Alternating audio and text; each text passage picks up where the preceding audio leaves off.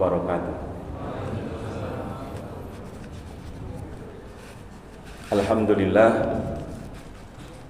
Alhamdulillahilladzi arsala rasulahu bil huda wa dinil haqq liyudhhirahu 'alad dini kulli wa kafaa billahi shahida. Asyhadu an la ilaha illallah wahdahu la syarikalah wa asyhadu anna Muhammadan abduhu wa rasuluhu la nabiyya ba'dah. Allahumma shalli ala Muhammad wa ala alihi wa ashabihi ajma'in. Qala ta'ala fi kitabihil karim wa huwa asdaqul qailin. Ya ayyuhalladzina amanu taqullaha haqqa tuqatih wa la tamutunna illa wa antum muslimun. Wa qala Allah ta'ala aidan laqad kana lakum fi rasulillahi uswatun hasanah. Al-ayah sadaqallahul azim.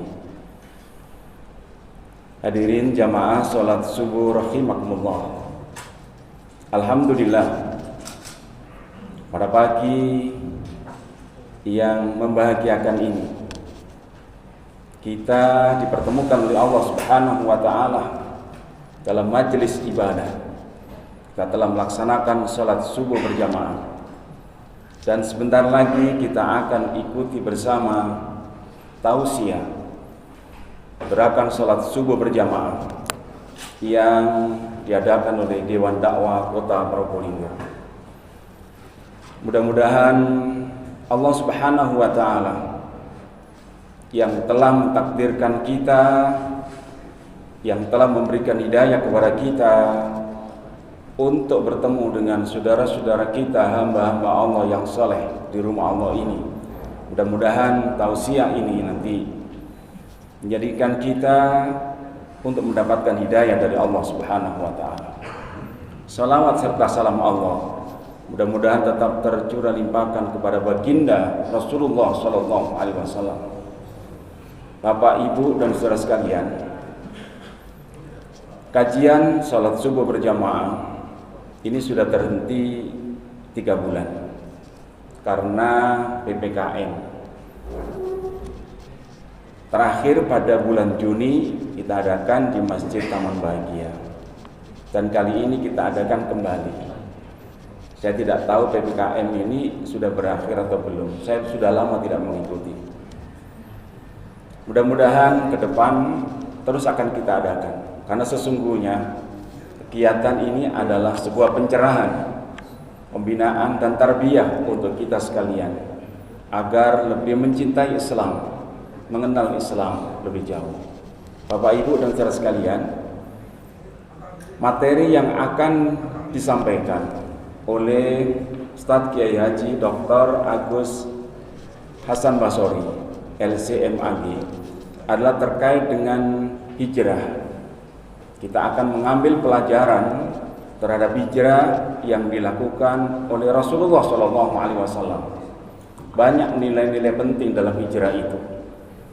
Banyak hal yang akan kita dapatkan. Bagaimana hijrahnya Nabi SAW yang merupakan tonggak sejarah kebangkitan Islam. Bahkan di hijrah itulah kalender yang kita miliki, yaitu kalender Islam, diawali dari hijrahnya Nabi. Saya akan bacakan biodata atau kurikulum vitae beliau. Nama Dr. Kiai Haji Agus Hasan Basori LCMAG. Tempat tanggal lahir Pasuruan 17 Agustus 1967. Status menikah dengan seorang istri. Saya nggak tahu ada lagi ya. Putra beliau 5 orang. Ini saya ambil di Google. Itu pun tahun 2016.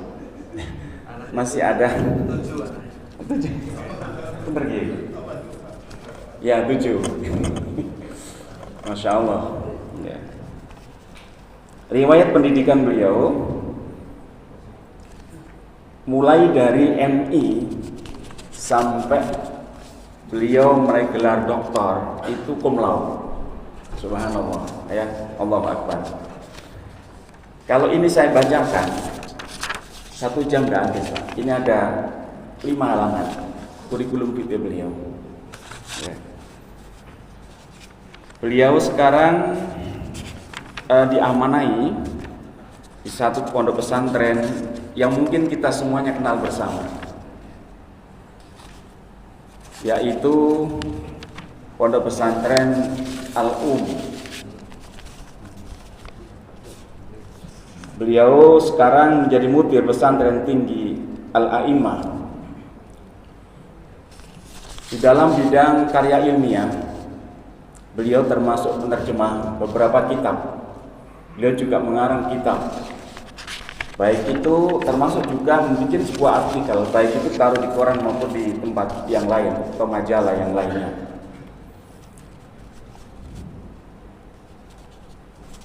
Bapak Ibu dan saudara sekalian, ada buku yang cukup menarik yang beliau tulis. Salah satu di antaranya, ada beberapa hal yang perlu saya sampaikan dan ini cukup menarik. Menuntun Syiah ke jalan yang benar. Berarti sebelumnya nggak benar, ya. Termasuk juga ISIS dan Imam Mahdi. ISIS dan Imam Mahdi Syiah. Dia juga menerjemahkan itu. Khilafah dan Imamah. Ahlul Bait antara dua madrasah, madrasah ekstrim dan moderat, dan lain sebagainya. Cukup banyak. Karena itu mari kita simak bersama tausiah beliau tentang hijrah Rasulullah SAW. Kita akan mengambil pelajaran dari sana. Namun sebelumnya kita awali dulu dengan baca basmalah. Bismillahirrahmanirrahim. Tafadhal Ustaz untuk menyampaikan waktu sampai syuruk, kemudian kita nanti akan lanjutkan dengan sesi tanya jawab. Sebagai muslim semangat di dalam berdakwah. Karena Masya Allah ini bagian daripada mukjizat Nabi SAW. Nah, sekedar di muqaddimah ini, di rasa syukur ini bisa diperhatikan di peta ya, yang warna ungu. Jadi warna putih di bawah itu warna titik hijau, itu kan Jazirah Arab. Titiknya itu adalah Madinah. Tahun 1 Hijriah. Tahun 622. Tahun 1 Hijriah, negara baru lahir, cuma satu titik aja di Madinah itu. Tapi subhanallah dalam 2-3 tahun bisa meruntuhkan imperium kekaisaran Persia yang warna ungu itu. Seluas itu ya, raksasa penjajah bagian timur itu ya runtuh. Selamanya sampai nggak akan pernah bangkit sampai hari kiamat dengan izin Allah yang namanya imperium Persia. Ya, kalau dirunut subhanallah kemenangan demi kemenangan, mulai dari membebaskan Irak 11 Hijriah, kemudian Qadisiyah 14 Hijriah, kemudian perang Buh Rosir, kemudian Madain 16 Hijriah, kemudian Ahwaz, kalau modern itu Arabistan, tapi Ahwaz sekarang dijajah sama Iran. Kemudian perang Nahwan, Fathul Futuh, itu perang sangat menentukan ya, tahun 21 Hijriah. Udah habis itu terus Hamdan, Asfahan, Roy, Jurjan, Tobaristan, Azerbaijan, kemudian seluruh iklim Faris, kemudian Karman, Sijistan, Makron, habis sudah, hanya 2-3 tahun. Ya, bisa dibayangkan. Jadi Rasulullah Muhammad SAW dan para sahabatnya ini, para sahabatnya merupakan bagian dari mukjizat beliau, bisa mendidik manusia yang tadinya tidak dianggap buta huruf jahiliyah. Ya jahiliyah di mana-mana, cuma itu buta huruf melarat, tidak dilirik sama para penjajah timur barat. Subhanallah, hanya dengan Islam dalam 2-3 tahun bisa memimpin dunia dengan keadilan, bukan dengan penjajahan. Kemudian yang merah itu wilayah Romawi, yang darinya dari Eropa kemudian sampai ke Eropa Timur, sampai ke Turki kan, di Konstantinopel, kemudian sampai ke Asia, ke Afrika. Nah itu subhanallah oleh kaum muslimin, oleh cucu murid Rasulullah SAW dan juga dengan muridnya, murid dan cucu muridnya, itu hanya dalam waktu 49 tahun, di tahun 49 Hijriah para sahabat di sana yang ikut perang Imam Husain radhiyallahu an, Husain bin Ali radhiyallahu anhuma, Abu Ayyub Al-Ansari radhiyallahu anhu, tapi dipimpin oleh Yazid bin Muawiyah radhiyallahu an, dipimpin. Itu perang bisa menaklukkan sampai di namanya pagar benteng Konstantinopel. Itu hanya subhanallah ya, sehingga semuanya juga sampai hampir separuh kekuatan Romawi sudah di tangan kaum muslimin hanya dalam waktu 49 tahun. Ya nanti sempurnanya di akhir zaman belum terjadi, itu Roma masuk Islam. Jamaah sekalian rahimakumullah, nah ini tentu menjadi kebanggaan kita, harus mengerti sebagai muslim. Sekali lagi, penaklukan ini adalah futuhat Islamiyah, bukan penjajahan, ya, bukan kolonialisme. Tidak pernah umat Islam dalam sejarahnya menjadi penjajah, dijajah yang iya terus menerus gitu. Bapak-bapak rahimakumullah, baik. Ini gambaran peta perkembangan Islam mulai dari yang ini zaman Nabi, kemudian zaman Khilafah Abu Bakar, kemudian zaman Khilafah Umar, Khilafah Utsman, kemudian Umayyah, sampai Umayyah dan Abbasiyah, ya, sampai Eropa Barat, ya, sampai Andalus. Nah ini tadi yang 49 tahun Turki tadi, ya. Kemudian menjadi Istanbul. Jamaah sekalian rahimakumullah, salawat dan salam semoga dicurahkan oleh Allah Subhanahu wa taala kepada baginda Rasulullah Muhammad sallallahu alaihi wasallam beserta keluarganya, para istrinya, keturunannya dan pengikutnya yang setia dengan sunnahnya hingga akhir zaman. Allahumma amin. Kita mengangkat keteladanan Rasulullah dalam hijrah, pelajaran penting dari hijrah Nabi sallallahu alaihi wasallam. Karena kita masih di bulan bulan Rabiul Awal. Bulan Rabiul Awal itu memang ada kejadian, ada wiladah, kelahiran Nabi sallallahu alaihi wasallam, ada hijrah, ada wafat. Nah, dari peristiwa penting yang ada di bulan Rabiul Awal, yang paling penting, paling menentukan adalah hijrahnya Nabi sallallahu alaihi wasallam. Tadi sudah kita sebut di Muqaddimah, ya, salah satu hasil-hasil hijrah itu. Jadi pengaruhnya dalam meninggikan kalimat Allah adalah hijrah Nabi sallallahu alaihi wasallam. Hijrah Nabi di bulan Rabiul Awal, bukan di bulan Muharram. Di bulan Rabiul Awal, bukan di bulan Muharram.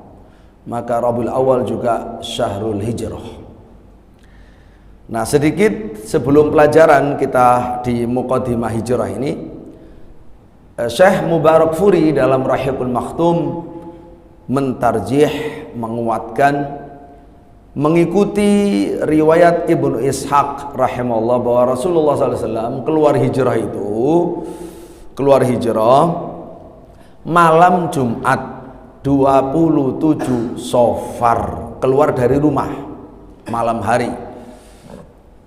Ya, kalau tahunnya ulama sebelum menetapkan tahun hijrah disebut tahun 13 kenabian. Tapi ketika sudah melihat penetapan hijrah, masuk tahun hijrah pertama. Sehingga ada yang mengatakan tahun 14. Itu tidak masalah. Jadi ada yang mengatakan 13, ada yang mengatakan 14. Itu dari sisi sudah dianggap hijrah apa belum, ya. Baik. Nah, beliau mengatakan jadi keluar dari rumah itu malam Jumat tanggal 27 Safar, ya, sesuai dengan tanggal 13 September 622. Kemudian langsung ke gua nopo? Gua Hira lah. Gua Thur, ya, Gua Thaur, ya. Gua Thur atau Gua Thaur itu nama orang, ya. Asalnya ada tinggal di situ orang namanya Thaur, bukan Thaur itu sapi jantan. Maknanya bahasa sapi jantan, tapi disebut begitu karena pernah ditempati oleh Thaur, Ya. Beliau Shallallahu Alaihi Wasallam tinggal di gua itu 3 hari 3 malam. Ya, malam Jumat, malam Sabtu, malam Ahad. Ketika sudah tenang, ya, suasana, baru Nabi berangkat malam. Yes, kemudian berangkat malam Senin, baru menuju ke Madinah. Itulah 1 Rabiul Awal, mulai berangkatnya ke Madinah. Kemudian sampai di Kuba hari Senin 8 Rabiul Awal. Jadi hanya 8 hari untuk perjalanan sampai Kuba. Sampai Kuba. Kemudian setelah tinggal di Kuba, bangun masjid dan seterusnya, beliau melanjutkan ke Madinah yang tidak terlalu jauh sampai di Madinah tanggal 12 Rabiul Awal hari Jumat, bukan hari Senin. Sampai di Madinah hari Jumat. Banyak riwayat mengatakan hari Senin. Nah, setelah diteliti melalui penelitian mendalam bahwa Senin itu di Kuba tanggal 8. Nah, nyampe Madinah itu hari Jumat. Baik. Bapak Ibu rahimakumullah. Nah, ini misalkan, tapi yang mengatakan Senin itu ada hadis dari Imam Ahmad, cuma dhaif. Karena rawinya dhaif, Abdullah bin Lahiyah. Jadi dikatakan Nabi lahir hari Senin, Nabi jadi Nabi hari Senin, berhijrah dari Mekah ke Madinah hari Senin. Nah, itu dari gua, bukan dari rumah. Itu hari Senin ya. Kalau dari rumahnya hari Jumat, dan hijrah itu sudah mulai hari Jumat, bukan mulai hari Senin. Kemudian nyampe di Madinah hari Senin. Nah, yang benar hari Jumat. Senin di Kuba, wafat hari Senin, mengangkat Hajar Aswad hari Senin. Cuma riwayatnya dhaif. Ini hadis Imam Ahmad. Jamaah sekalian rahimakumullah. Kemudian sedikit di muqaddimah ini, kalau hijrah itu adalah di Rabiul Awal, kenapa bulan pertama di tahun Hijriah itu kok Muharram? Kok bukan Rabiul Awal itu bulan pertama? Tahunnya tahun hijrah, bulannya bulan hijrah. Tapi kenapa mundur ke Muharram? Itu ada 2 alasan yang rasional, yang sangat kuat. Pertama adalah karena Muharram itu, karena bulan Dzulhijjah adalah tempatnya ibadah haji, rukun Islam ke-5, puncak rukun Islam. Kalau Dzulhijjah itu puncak, berarti terakhir, maka yang pertama ya Muharram. Jadi sangat rasional. Nah, kemudian yang kedua adalah disampaikan oleh Imam Ibnu Hajar rahimahullah dalam Fathul Bari, karena Nabi SAW berazam, bertekad hijrah itu sejak Muharram. Jadi Muharram itu sudah merupakan tekad Nabi untuk berhijrah sepulang dari ibadah haji. Bulan Dzulhijjah ibadah haji pulang, waktu itu ada baiat Aqabah kedua, penduduk Madinah sudah siap untuk menerima. Jadi pulang Muharram sudah bertekad untuk hijrah. Tapi pelaksanaannya seperti tadi, di akhir Safar, kemudian dalam perjalanan menuju Madinah dari Gua Tsaur itu 1 Rabiul Awal. Nah, ini Bapak Ibu rahimahullah, semoga muqaddimah ini penting ya. Karena kita bahas hijrah harus tahu gambaran umumnya yang dasar. Dan hijrah ini kita angkat karena memang berbeda dengan hijrah manapun. Kalau ada orang hijrah itu sangat berbeda dengan hijrahnya Nabi. Bahkan dengan hijrahnya sahabat yang lain pun beda. Hijrah ini adalah hijrah yang merubah sejarah. Makanya kata Sayyidina Umar, al-hijrah hiyallati farraqat bainal haqqi wal batil. Jadi hijrah itu yang memisahkan antara hak dan batil. Ya, kalau secara ajaran Al-Quran, Al-Furqan, tapi secara real dalam kehidupan bermasyarakat, berbangsa, yang membedakan antara ahlul haq dan ahli batil itu adalah hijrahnya Nabi ke Madinah. Makanya dijadikan sebagai tonggak sejarah untuk menandai semua peristiwa sejarah penting yang terjadi setelahnya. Maka semua diukur dengan 1 hijrah, 2 hijrah, 3 hijrah dan seterusnya. Jadi penting, ini bagian dari agama kita. Ini adalah ijma' para sahabat radhiyallahu anhum ketika memilih hijrah sebagai tonggak sejarah bagi semua peristiwa yang akan dilalui oleh umat Islam. Ma'asyiral muslimin rahimakumullah. Nah, subhanallah, hijrah Nabi Muhammad SAW ini penuh dengan pelajaran. Pelajaran ini pelajaran yang hidup sampai sekarang, sampai hari kiamat. Nah, kewajiban kita selaku umatnya, apalagi guru, ustadz, pemimpin, aktivis yang memperjuangkan Islam, maka wajib ya mengerti tentang hijrahnya Nabi, khususnya tentang pelajaran yang bisa didapat, yang bisa diterapkan, yang bisa dicontoh, ditiru. Karena sama-sama berjuang. Nabi berjuang di zamannya, kita berjuang di zaman kita. Nabi adalah suri tauladan kita, sebaik-baik suri tauladan. Nah, ini yang penting untuk kita ambil pelajarannya pada pagi hari ini insyaallah ta'ala.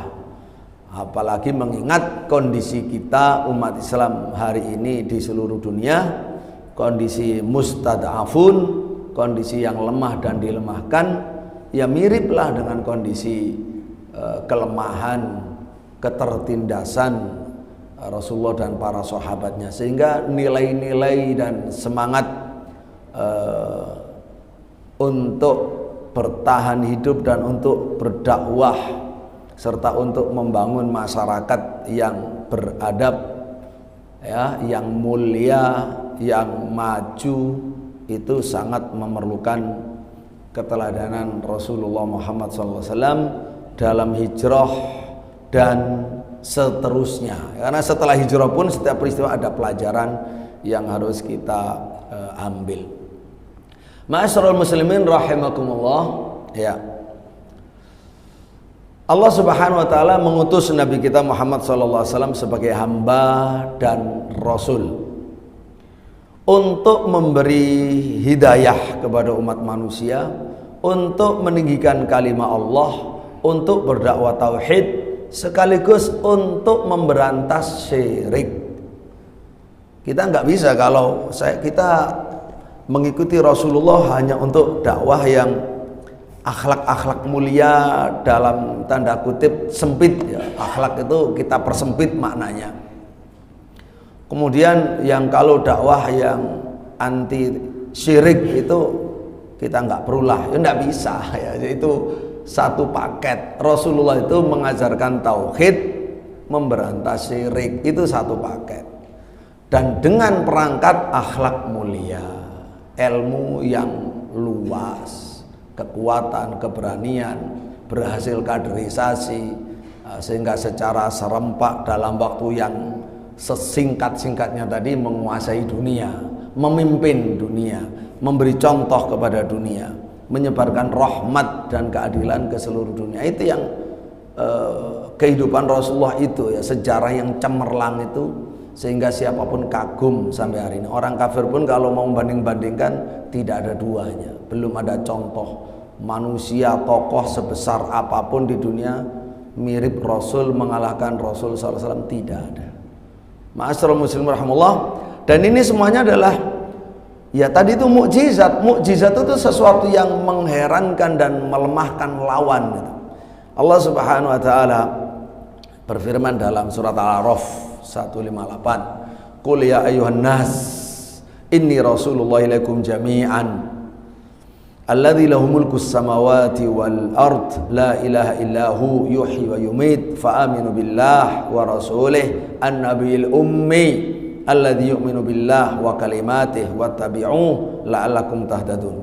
Tegas katakan Muhammad, ya, katakan, hai manusia, Nabi berkata ke seluruh manusia di dunia. Islam universal, mulai zamannya sampai zaman kita, siapapun manusia, pokoknya bangsa manusia dipanggil sama Nabi Muhammad SAW, karena beliau adalah diutus untuk alam semesta. Katakan Muhammad, hei manusia, ini Rasulullah ilaikum, aku ini utusan Allah kepada kalian semua, bukan hanya untuk orang Arab, ya, bukan hanya untuk orang yang belum punya agama, semua manusia. Ya, ditegaskan dalam hadis Muslim itu, apakah Yahudi, apakah Nasrani, siapapun dipanggil ya ayuhan nas, pokoknya manusia. Inni Rasulullah ilaikum jami'an, aku ini utusan Allah kepada kalian seluruhnya. Utusan Allah. Allah siapa? Alladzi lahu mulkus samawati wal ardh, pemilik langit dan bumi. La ilaha illahu, tidak ada sesembahan yang hak kecuali hanya Dia. Yuhyi wa yumit, Dia yang maha menghidupkan, Dia yang mematikan. Jadi disebut rububiyah Allah, ya, kekuasaan Allah yang mutlak, yang esa, karena Dia yang berhak untuk disembah. Fa aminu billahi wa rasulih, maka berimanlah kepada Allah dan berimanlah kepada Rasulnya. Siapa Rasulnya? An-Nabiyul Ummi, Nabi yang buta huruf. Nabi yang buta huruf. Subhanallah, Nabi buta huruf tapi bisa membawa Al-Quran. Kok bisa? Itulah mukjizat.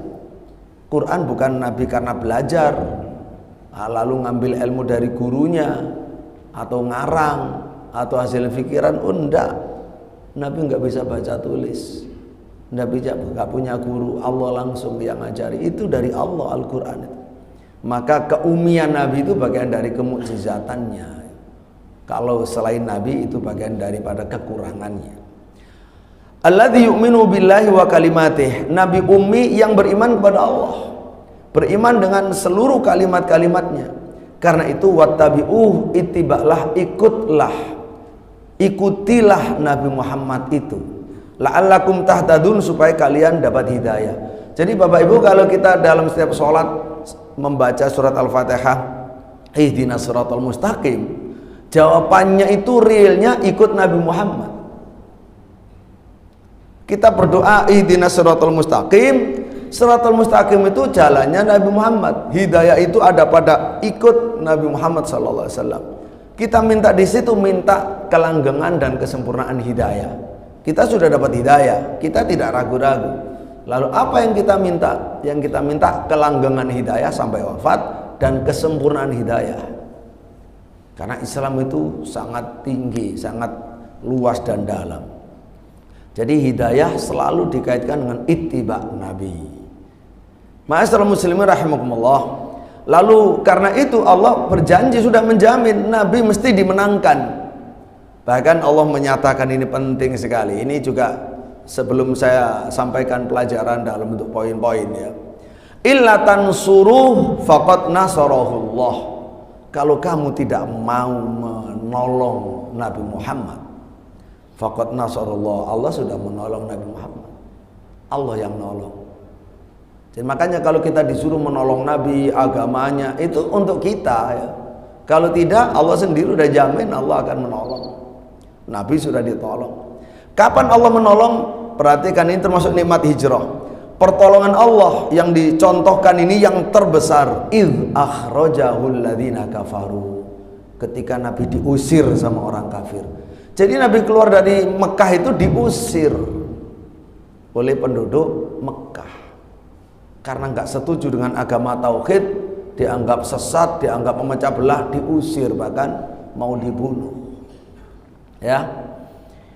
Tsaniyasnaini idhuma fil ghar. Lebih-lebih dalam hijrah itu peristiwa yang super penting ketika mereka berdua, ketika menjadi orang kedua dari cuma 2 orang, ketika berada di Gua Tsaur, Nabi Muhammad dan Abu Bakar. Ini fadilah Abu Bakar. Karena itu Ahlussunnah bersimpulan, siapa yang mengingkari Abu Bakar sebagai sahib, dia kafir. Karena Al-Quran menggelari Abu Bakar dengan gelar sahib. Idh yaqulu li sahibih, Abu Bakar Satu-satunya sahabat Nabi disebut sahib dalam Al-Quran. Siapa yang mengingkari Abu Bakar sebagai sahib Nabi dunia akhirat, maka dia kafir. Dan orang Syiah orang yang paling getol memusuhi Abu Bakar Siddiq radhiyallahu anhu, karena dianggap, dituduh, difitnah sebagai perampas khilafah hak Ahlul Bait. Itu kan hanya ada dalam pikiran mereka. Faktanya tidak demikian. Antara Abu Bakar Umar pun, ya, antara Abu Bakar kemudian Umar Utsman dengan Ali bin Abi Thalib, dan Ali dengan mereka adalah orang saling mencintai dunia akhirat. Jadi ya orang Syiah itu yang memecah belah di antara khulafa Rasyidin, di antara kaum mukminin. Illa tansuru faqad nasarahullah id akhrajahu alladziina kafaru tsaniya tsnain idh ma fil ghar idh yaqulu li sahibihi.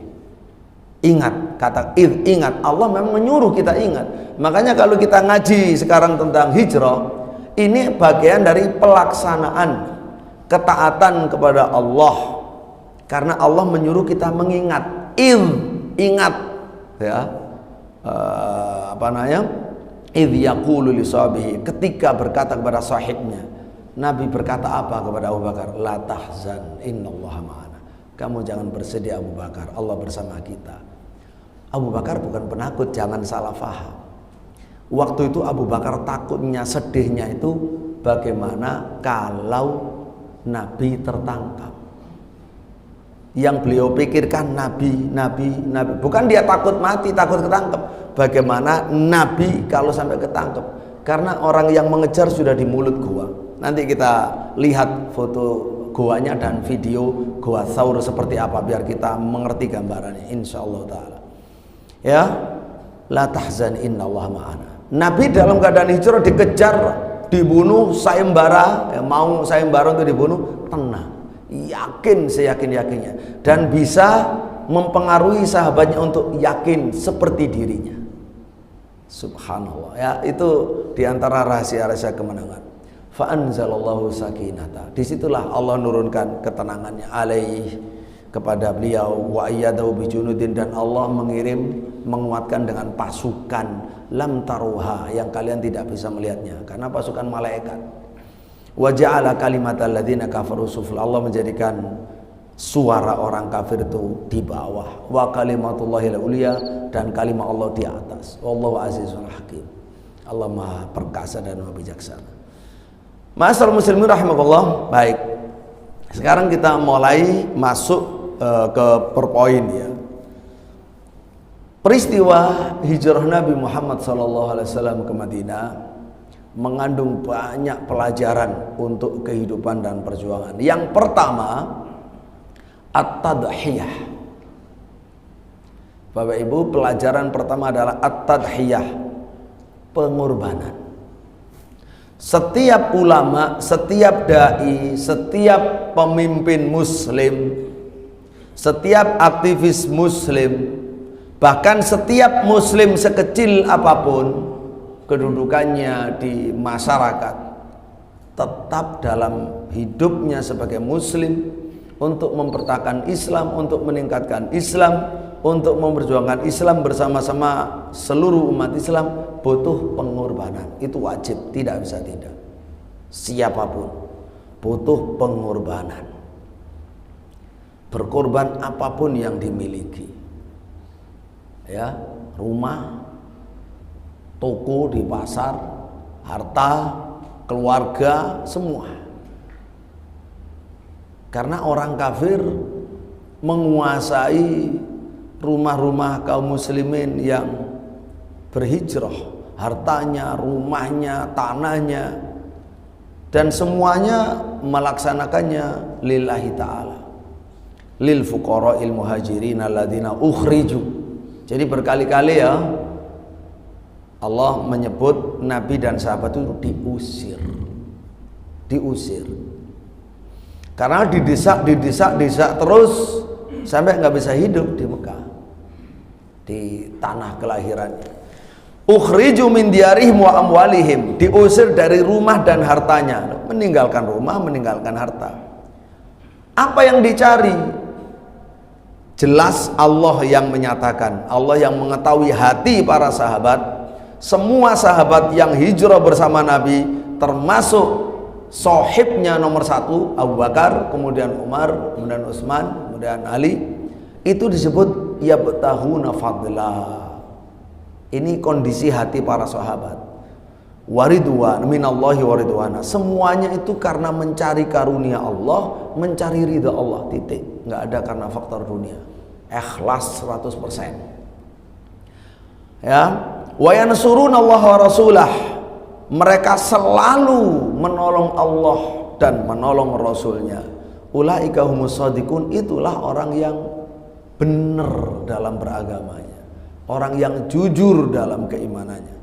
Al-Hasyr ayat 8. Ma'asyar muslimin rahimahullah, Rasulullah Muhammad SAW dipaksa meninggalkan Mekah, tempat lahirnya, tempat tumbuh berkembangnya dan besarnya, kemudian berumah tangga, lalu menjadi nabi, lalu berdakwah, mendidik masyarakat, diusir, harus meninggalkan keluarga besarnya, keluarganya.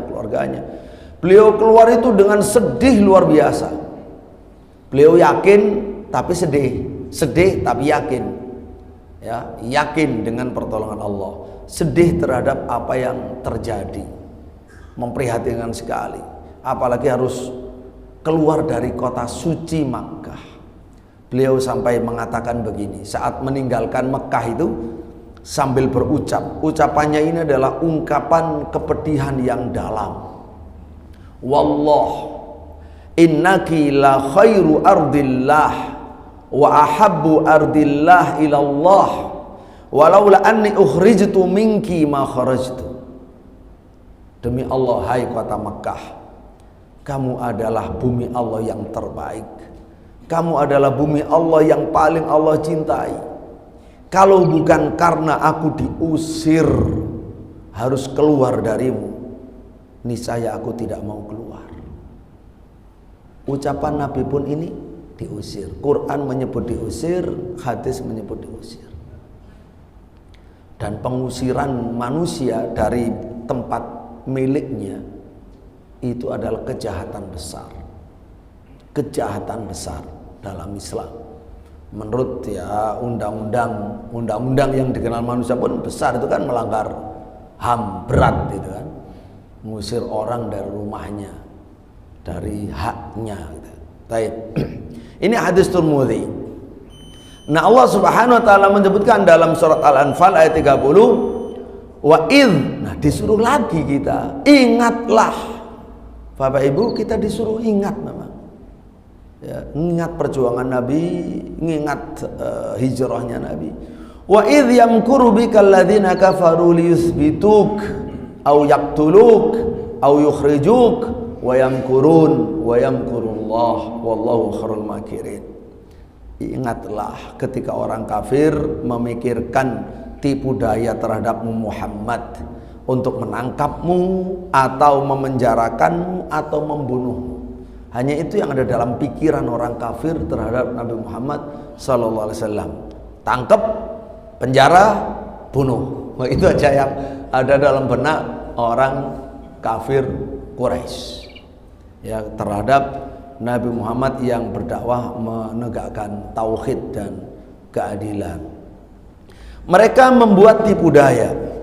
Termasuk waktu hijrah itu kan penuh dengan tipu daya. Nabi diburu mau dibunuh, ya, dikepung rumahnya mau dibunuh, tipu daya.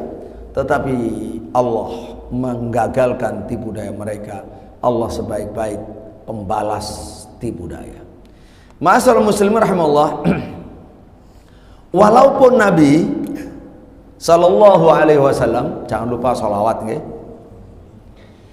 sudah siap-siap menghadapi peristiwa pengusiran sejak pertama 13 tahun sebelumnya, sejak pertama dapat wahyu di Gua Hira.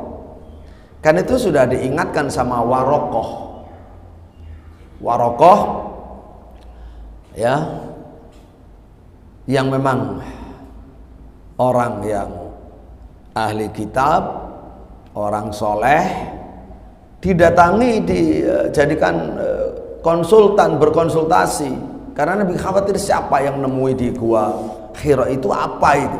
Dijawab, hadan namus alladzi nazzalallahu ala Musa. Itu malaikat Jibril yang pernah diturunkan Allah kepada Musa. Nah, artinya yang mendatangi kamu itu malaikat Jibril, kamu jadi nabi. Lalu Waraqah bilang, andai saja saat kamu, ya, andai saja aku masih muda, ya laitani fiha jazaan. Jaza itu asalnya anak hewan yang sudah kuat, ya, jadi pemuda lah, ya. Andai saja saya masih muda, ya, di dalam masa kenabianmu ini. Andai saja aku masih hidup saat kamu diusir oleh orang Makkah, oleh kaummu sendiri. Nabi kaget, Pak. Ya, kaidah di Nabi dikabari akan diusir, Nabi kaget bukan main. Kata Nabi, awamukhrijiyahum, mereka mau ngusir saya. Itu tahun pertama. Iya, na'am. Lam ya'ti rajulun qad bimithli ma ji'ta illa udi. Tidak ada ceritanya orang jadi nabi datang bawa agama seperti kamu bawa agama ini terus tidak dimusuhi. Tidak ada, semua dimusuhi. Kamu dimusuhi, kamu akan diusir. Itu kan sudah persiapan mental dari awal. Tapi begitu terjadi ya masih sedih. Luar biasa kemudian beliau. Ma'asyiral muslimin rahimahullah, baik. Itu Nabi berkorban. Ummu Salamah ini perempuan. Dia adalah wanita yang hijrah pertama di dalam Islam. Ketika ya dia sebagai istri Abu Salamah, ya, ketika dia dan suaminya sudah bersepakat untuk pergi ke Madinah, maka mereka berdua naik kendaraan juga bersama anaknya namanya Salamah. Salamah bapaknya disebut Abu Salamah, ibunya disebut Ummu Salamah. Keluar mereka berdua di atas, Abu Salamah nuntun, ya, di atas kendaraan itu, di atas onta itu istri dan anaknya. Ketika dilihat oleh seorang dari Bani Mughirah bin Makhzum, berarti keluarga besarnya Ummu Salamah, wah nggak ridho, wanita dari keluarganya itu kok mau dibawa mana, mau dibawa hijrah ke Madinah, tidak boleh, ya, maka direbut, istri dan anaknya disekap sama keluarga besarnya, disekap terus, ya, nangis terus, ya, luar biasa, dipisahkan dari suaminya. Kemudian setelah itu, ma'asyiral muslimin rahimahullah, begitu tahu dari keluarga Bani Abdul Asad, ya, dari keluarga Abu Salamah, yang nggak terima, maka mereka marah, diparani, didatangi, ya, lalu terjadi rebutan anak. Salamah jadi rebutan. Akhirnya Salamah dibawa pergi sama Bani Asad. Ummu Salamah nangis terus, berpisah dari suami, berpisah dari istri hanya untuk hijrah ke Madinah. Selama setahun nangis tok intinya. Dia mengatakan makastu sanatan kamilah tabki. Jadi ya diceritakan makastu sanatan kamilah tabki. Makasat, dia tinggal setahun menangis terus sampai walhasil sampai semuanya kasihan, lalu diizini untuk pergi. Baru setelah setahun berkorban, selama setahun ya ditahan, disekap, dipisahkan dari suami dan anaknya. Terus itu berkorban luar biasa, perjuangan luar biasa, hanya untuk hijrah.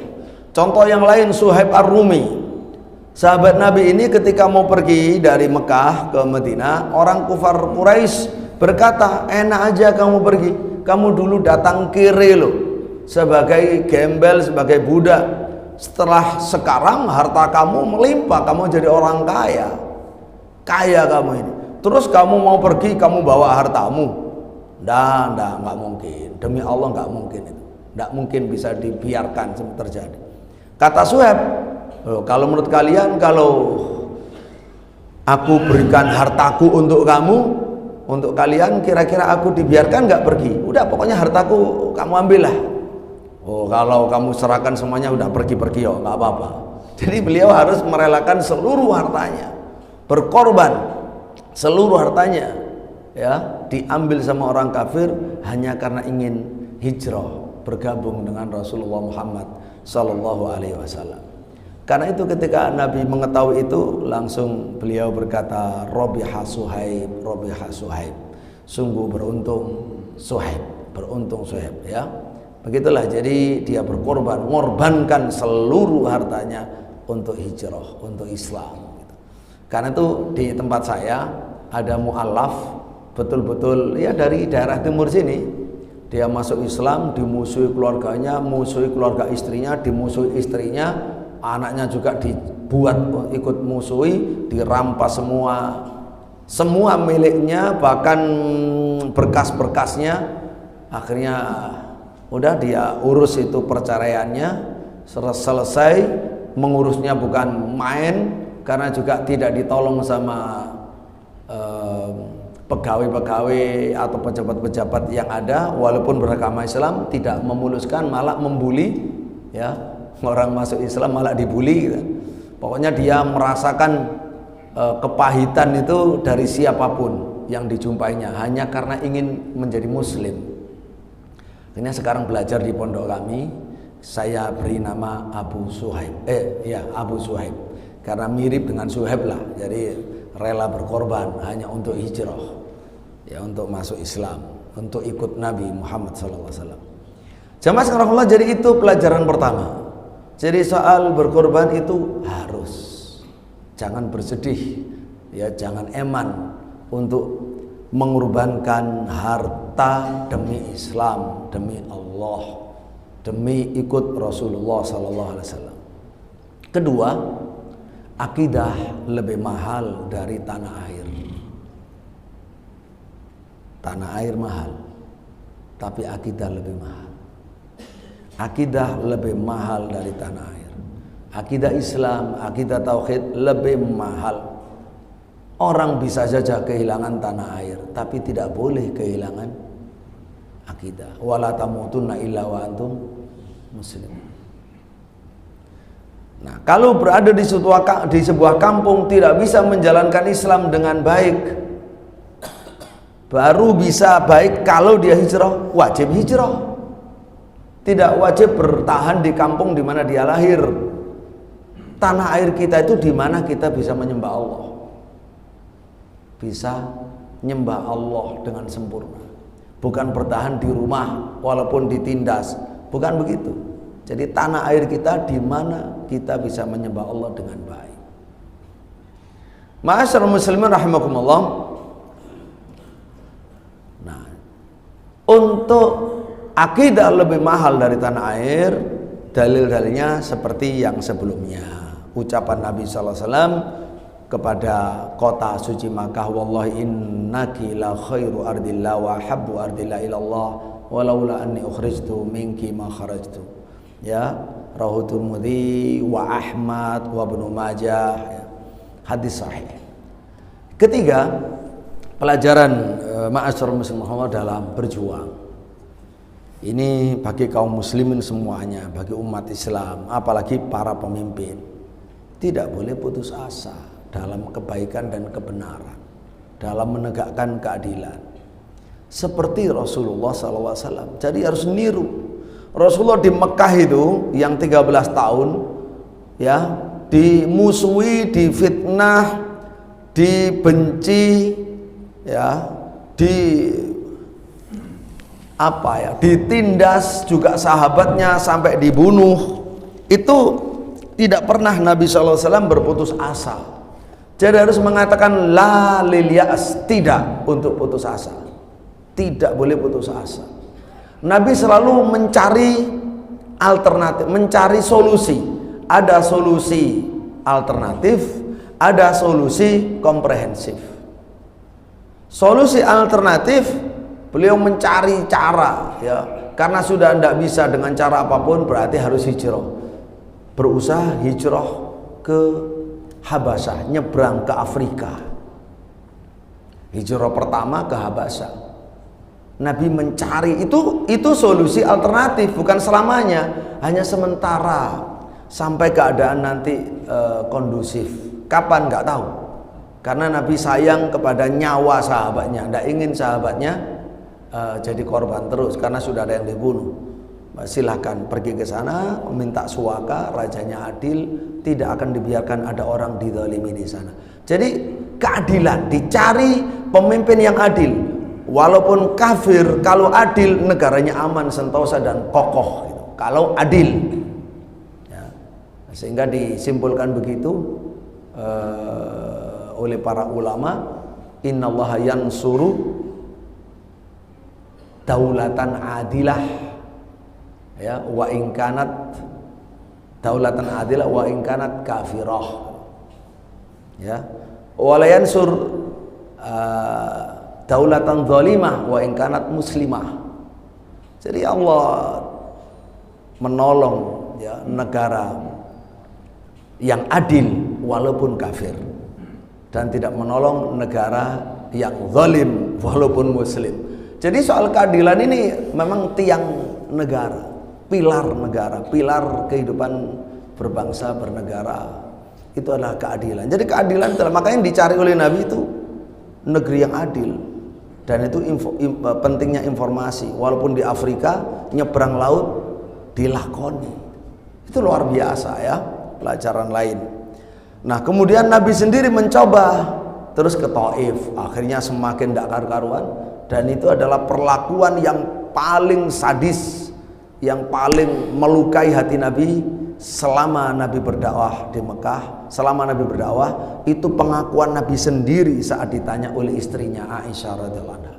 Ternyata itu, ya, rentetan diusir dari Mekah, berharap ke Taif itu mendapatkan jalan keluar, malah semakin kiamat. Itu kata beliau paling menyakitkan, tidak ada yang lebih menyakitkan daripada itu. Ma'asyiral muslimin rahimakumullah. Nah,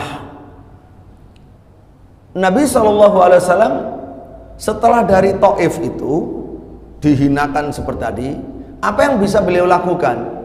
Sambil berharap kepada Allah jalan keluar yang komprehensif, ya, yang memang yang proporsional, yang adil, yang lengkap, ya, solusi yang lengkap untuk selamanya, bukan hanya sementara-sementara. Beliau melakukan satu usaha yang luar biasa. Ketika ada musim, Mekah itu kan musim didatangi oleh orang dari luar Mekah, khususnya di musim haji. Di musim haji, di musim mereka ziarah ke Mekah, Nabi selalu menemui macam-macam kabilah. Menemui memang, ini siapa yang datang ke Mekah, diparanin, ya, disamperin, ditemuin. Semuanya ucapan Nabi hanya begini kepada mereka, ala rajulun yahmiluni ila qaumi. Beliau menawarkan dirinya, mempromosikan dirinya. Adakah di antara kalian orang yang mau membawa saya ke kampungnya? Untuk apa? Fa inna Quraisyan qad mana'uni an ubaligha kalama rabbi. Karena orang Quraisy itu melarang saya menyampaikan firman Allah. Adakah yang mau gitu melindungi saya, memberi saya, ya, kesempatan untuk menyampaikan Quran di kampungnya? Subhanallah, ya, tidak pernah Nabi putus asa sampai ketemulah. Ternyata ketemu orang dari Medina. Akhirnya Bayatul Aqabah 1 di tahun berikutnya, kemudian Bayatul Aqabah 2. Di situ sudah ketemu, ya, bahwa tempat yang bisa menjanjikan, tanah yang menjanjikan, Medina. Bapak Ibu rahimahullah, jadi begitu, ya. Selama beliau menawarkan diri, terbilang ada 15 kabilah yang sudah ditawari dan menolak semua, ya. 15 kabilah menolak. Jadi orang Quraisy ditambah 15 kabilah, tidak ada yang menerima Nabi kecuali dari Madinah, dari Yathrib, yaitu yang menjadi Ansor itu, ya. Makanya sahabat besar itu yang menjadi parameter bagi umat yang datang setelah mereka adalah mengikuti sahabat Muhajirin, orang terbaiknya Mekah waktu itu, dan mengikuti sahabat Ansor, orang terbaiknya Madinah. Itu menjadi ukuran yang disebut dalam Quran. Jadi mengikuti walladzina taba'uhum bi ihsan, ya, di surat Taubat ayat 100. Jadi kalau ahlu sunnah itu mengajak manusia, masyarakat untuk ikut sahabat, untuk ikut muhajirin dan ansor, itu dakwah Quran langsung. Ada Qurannya, ada ayatnya. Tapi kalau orang Syiah mengajak untuk ikut ahlul bait, itu tidak ada Qurannya. Suruh sebut mana di Quran ayat yang menyuruh mengajak kita ikut ahlul bait. Baru kami akan ikut kamu. Ya nggak bisa. Yang ada kami ngajak kamu untuk ikut muhajirin ansor, ada ayatnya. Ya. As-sabiqunal awwalun, baca ayat as-sabiqunal awwalun. Jamaah sekalian rahimakumullah, itu nanti akan jawab lagi orang Syiah, ya memang nggak ada. Kenapa? Karena udah dirubah-rubah sama sahabat Nabi yang mengumpulkan Quran. Ya, mari jadi berkembang ke akidah yang lebih sesat lagi. Karena Quran sudah dirubah, muharraf, sudah diubah, makanya nggak ada kan ya. Itu tuduhan lain lagi, ya, kesesatan lain lagi, yang nggak bisa diterima, nggak bisa ketemu dunia akhirat. Bapak Ibu rahmatullah, baik. Keempat, husnus suhbah. Jadi pelajaran ini Bapak Ibu rahmatullah, di antara bahasanya adalah Anda memerlukan sahabat dalam beragama, dalam berdakwah, dalam berjuang. Walaupun kamu seorang nabi, walaupun Anda seorang nabi. Ya, tapi kalau kita sekarang Anda perlu sahabat. Nabi saja perlu sahabat. Apalagi Anda. Nabi SAW memerlukan sahabat. Dan dapatlah sahabat terbaik dunia akhirat, yaitu Abu Bakar As-Siddiq radhiyallahu anhu. Ini di sisi lain adalah tentang keutamaan sahabat Abu Bakar As-Siddiq radhiyallahu anhu. Banyak ahli tafsir mengatakan bahwa yang dimaksud dengan wasaddaqa bihi di dalam firman Allah surat Zumar 33 itu Abu Bakar, walladzi jaa bis-sidqi wasaddaqa bihi, dan orang yang membawa kebenaran dan yang membenarkannya itu Abu Bakar. Ada ahli tafsir begitu. Ya.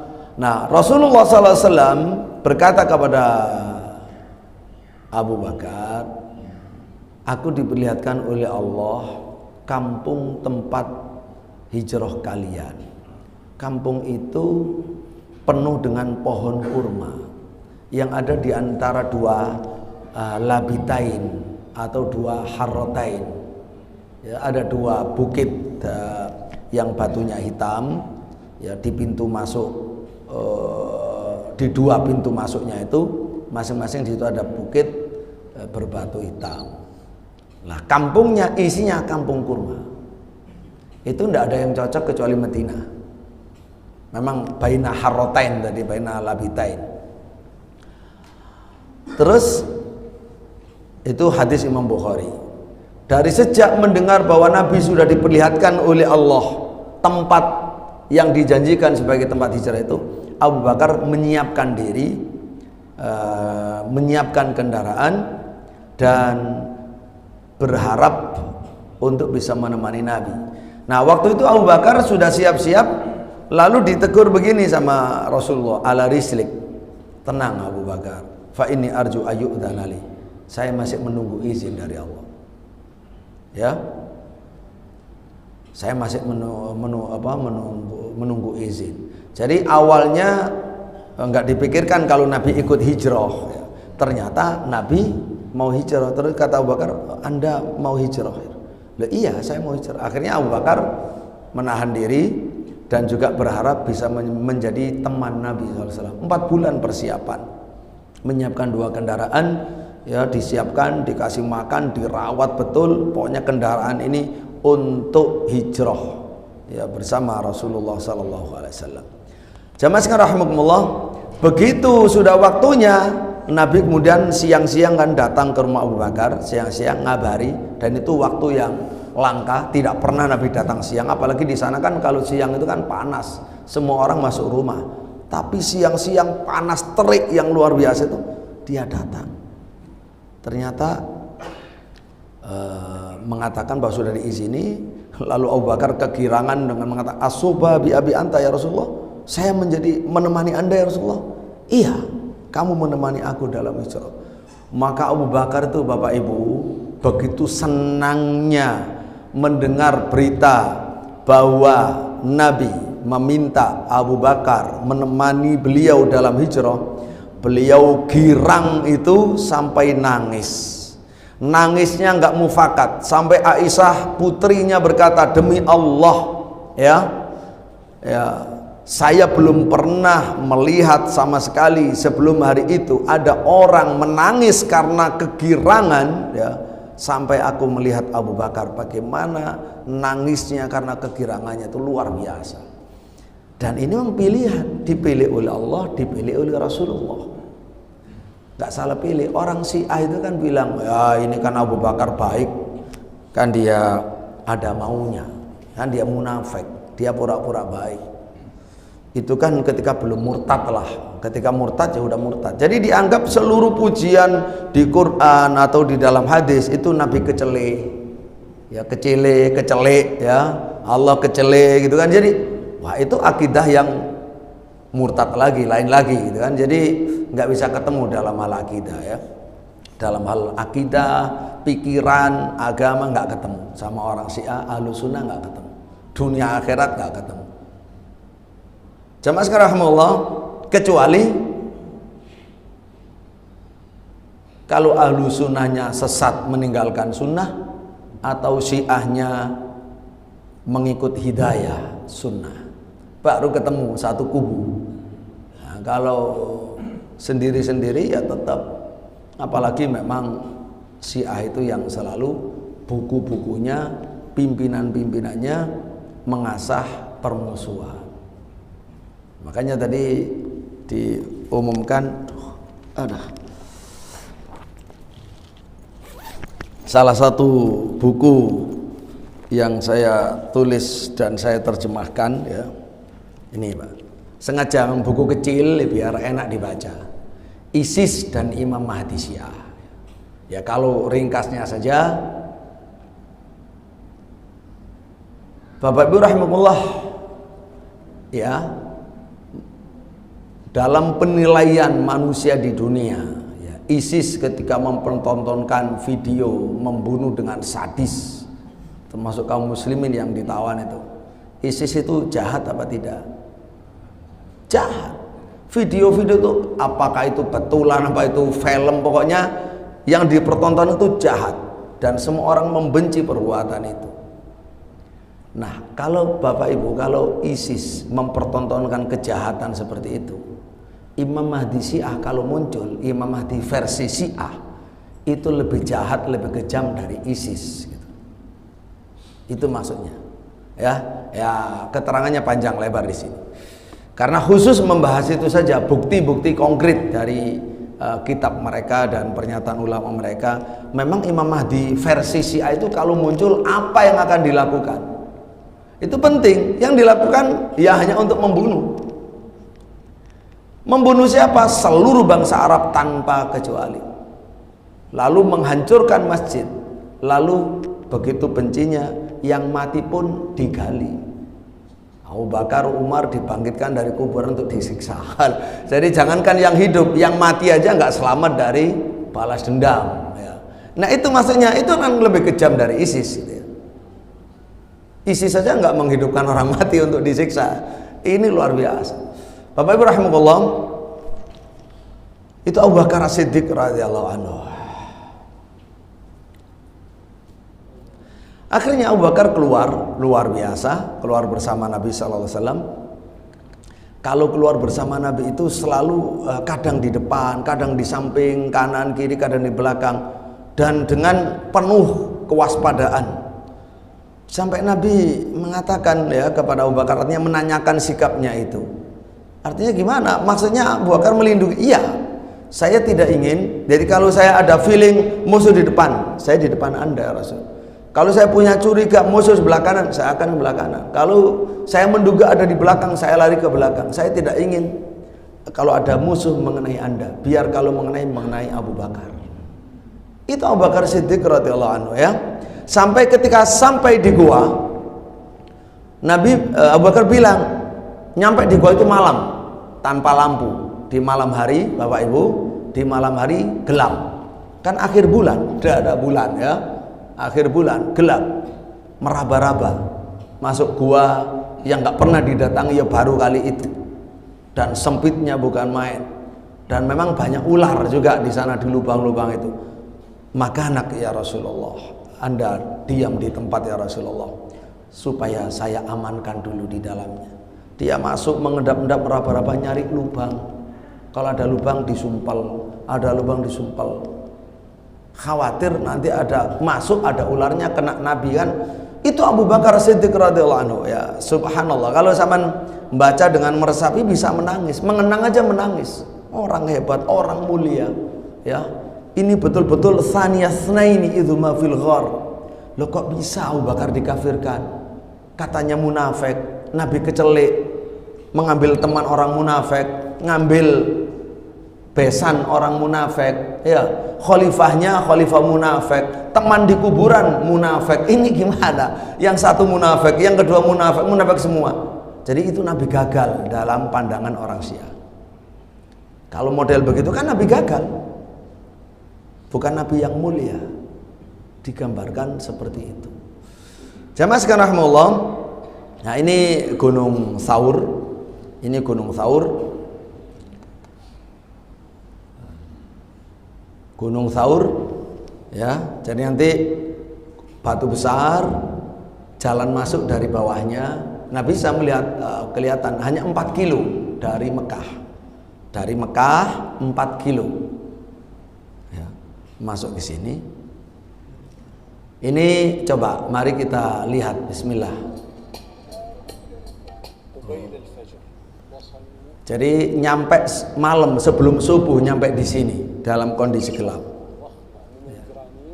Ini batu granit. Ya. Batu granit kan selalu ada lubang-lubang itu. Lihat ini pintunya. Keliru. Ini pintu. Nah itu atasnya. Ya. Berhentilah Nabi di sini biar saya bersihkan dulu.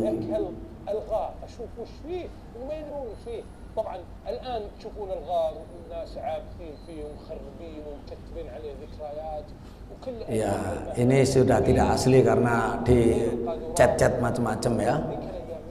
Nanti saya terangkan. Alhamdulillah ini sudah dibersihkan sekarang.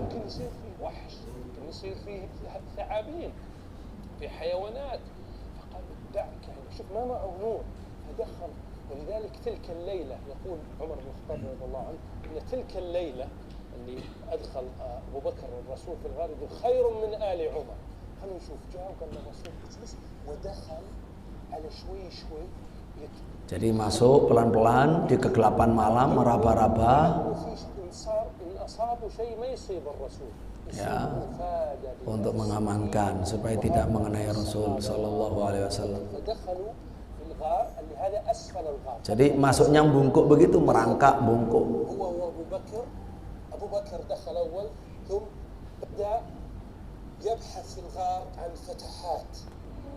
Nah, nyari lubang-lubang.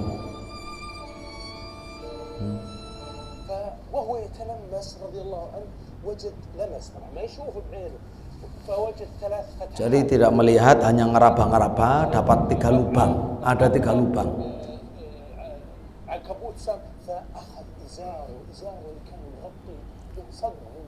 Ya, ditutup dengan selendangnya, dengan yang dipakai atau sarung yang diselempangkannya itu yang dipakai untuk nyumpel ya, kain yang dipakai. Jadi itu asli ya, begitulah goa ya. Itu adalah goa Thaur. Alhamdulillah Bapak Ibu rahimakumullah, setahun yang lalu ini sudah mulai dibersihkan. Kayaknya sepertinya Allah alam akan disiapkan kalau memang mau wisata ke sana itu semua tempat dibuat asli, tidak boleh ada coretan, asli seperti zaman Nabi. Kemudian kayaknya difasilitasi kalau untuk wisata sejarah ya. Tidak seperti sekarang. Mari kita lihat bagaimana kumuhnya ketika belum diatur ya. Jadi usaha yang bagus lah ini. Khususnya Gua Hira sama Gua Thaur. Jadi memang kalau mengunjungi untuk niat ibadah ya enggak ada. Tapi kalau untuk niat sejarah, ilmu ya ada. Ya kunjungan.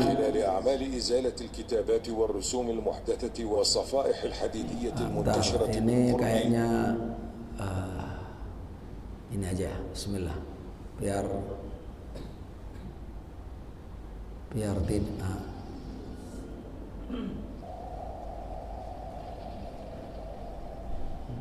جاءت المبادرة بإزالة التشوهات البصرية في جبلي النور. Jadi pokoknya semua yang merusak pemandangan akan dihapus. إزالة الكتابات والرسوم المحدثة والصفائح الحديدية المنتشرة بالقرب من غاري حراء وثور. تشمل المبادرة كلا من الطريق إلى الغار ومدخل الغار ومخرجه والغار من الداخل والمناطق المجاورة له. Ya, jadi jalan menuju yang dibersihkan, jalan menuju goa, pintu masuk di dalam goa, pintu keluar, area sekitar goa semua dibersihkan dari yang jelek.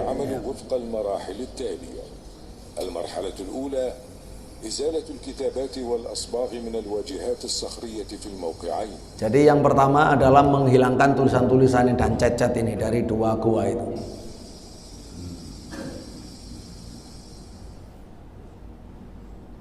المرحلة الثانية المستحدثة في الموقعين كالصبات الإسمنتية وقطع الرخام الموضوعة على الأرضيات.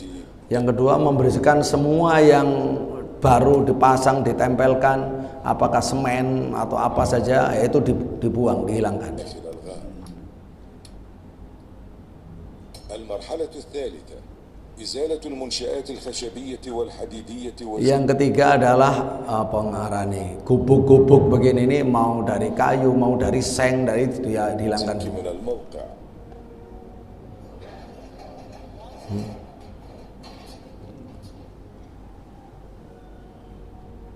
تكوين فريق العمل يعمل على المشروع عدد من الفرق الفنية المتخصصة بشكل متوازن، وهي فريق الإشراف والتخطيط للمشروع، وهو فريق متخصص في التعامل مع المواقع الأثرية. Ada banyak tim di sini ya, ada banyak tim perencanaan, فريق التنفيذ pelaksanaan المهمة وفق الخطة والمعايير الموضوعة بمتابعة مباشرة من فريق الإشراف الفني. الفريق الإعلامي media والذي سيواكب التغطية الإعلامية للتنفيذ ويوثقها. المدة الزمنية ستنفذ هذه الأعمال خلال 5 أسابيع. 5 pekan. Baik. Bapak Ibu rahimahullah, yang langsung kelima pelajarannya adalah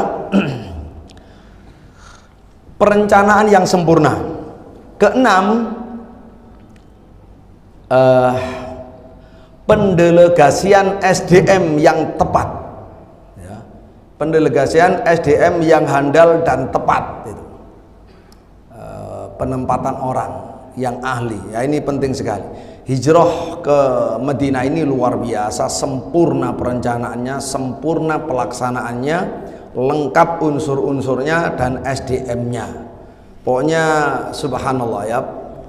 Nah, diantaranya adalah ini kan gambar peta yang dilalui Nabi ke Madinah. Namanya hijrah dalam kondisi diburu mau dibunuh, maka harus lewat jalan yang tidak biasa dilewati orang. Kalau yang merah itu jalan, satu-satunya jalan yang dikenal ke Madinah oleh kafilah, oleh siapapun, maka yang hijau itu jalan terabasan, yang dilalui oleh Nabi sampai ke kota Madinah.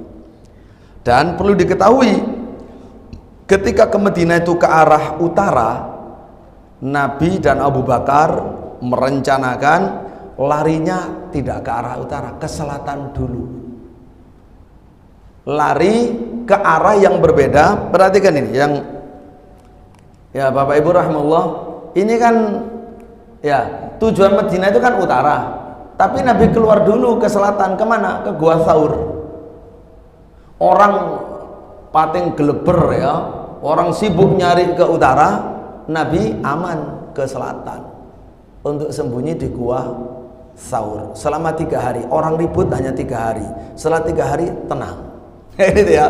Jadi itu sudah direncanakan semuanya. Itu luar biasa ya, luar biasa. Ma'asyiral muslimin Allah, bukan hanya itu saja. Ya sudah, nanti ketika ada di gua, kendaraan di mana? Udah ada yang bawa. Nanti terus menjemput waktu berangkat, sudah ada yang bawa. Jadi subhanallah, betul-betul pelajaran ya, siasat taktik yang handal ya. Di sini manajemen itu sangat penting, perencanaan sangat penting. Semua kesuksesan perencanaan adalah separuh dari kesuksesan pelaksanaan. Baik, Bapak Ibu rahimakumullah, tadi sudah kita terangkan ya, hari Jumat keluar, malam hari 27 Safar, kemudian 3 hari di dalam gua. Kurang berapa ini? Setelah ini tanya jawab ya. Baik, kita lanjut ya. Jadi Nabi SAW ketika dengan Abu Bakar ke sana, ada masing-masing orang yang sudah siap. Ada Abdullah ibnul Uraiqid Al-Laitsi, ada Amir bin Fuhairah, ada Asma binti Abi Bakar ya. Nah ini adalah orang-orang yang termasuk melayani Nabi di Gua Thaur ya, di Gua Thaur. Jadi ketika pergi menuju gua, ya, kemudian kendaraan Abu Bakar yang sudah disiapkan oleh Abu Bakar itu pertama Nabi menyuruh Ali bin Abi Thalib tidur di tempatnya. Ya, kemudian udah ada tugas sendiri itu ya. Kemudian keluar dari pintu belakang malam hari menuju ke gua. Lalu kendaraannya sudah diserahkan kepada orang-orang sudah ditunjuk. Nah ini bismillah, sekedar menunjukkan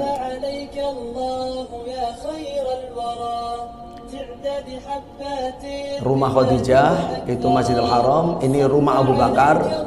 Nabi ke Abu Bakar dulu setelah dari rumahnya. Nah, jalan Madinah ke utara, tapi beliau ke selatan. Nah, tadi itu Gua Thaur 3 hari. Terus melalui jalan yang dekat dengan pantai karena tidak dilalui orang. Walaupun nanti ada ketemu lalu menyimpang, ketemu menyimpang, ada beberapa kali pertemuan, ada 4 beberapa ya.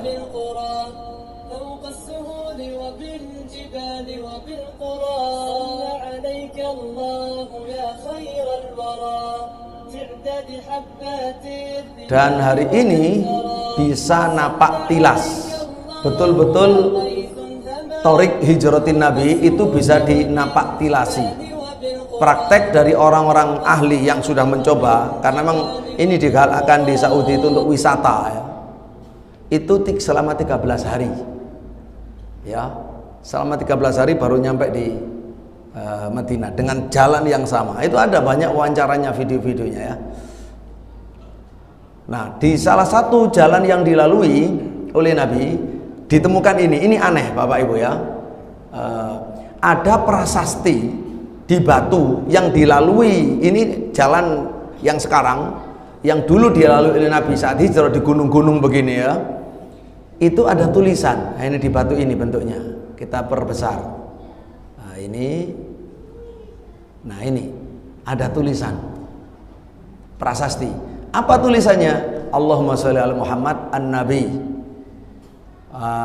wa sallim alaihi ya ayyuhalladzina amanu shollu alaihi shollu ala nabiyyikum wa sallimu taslima sallallahu ala Muhammad. Nah ini kita nggak tahu siapa yang nulis, mungkin belum ada penelitian. Kalau saya cari saja ini belum banyak, yang hanya mungkin satu akun yang membahas ini ada di tempat sudah dekat ke Medina. Ada prasasti ini, kapan ditulis ini ya? Jamaah sekalian rahimahullah. Nah ini kalau napak tilasnya kita bisa melihat, waduh yang kecil ya. Ini kalau yang jalan aspal itu yang jalan hitam ini, yang kita lalui dengan bis. Tapi jalan Nabi itu yang biru, yang di tengah ini. Ini jalan biru. Nah, ini jalan yang dilalui Nabi Muhammad sallallahu alaihi wasallam. Baik.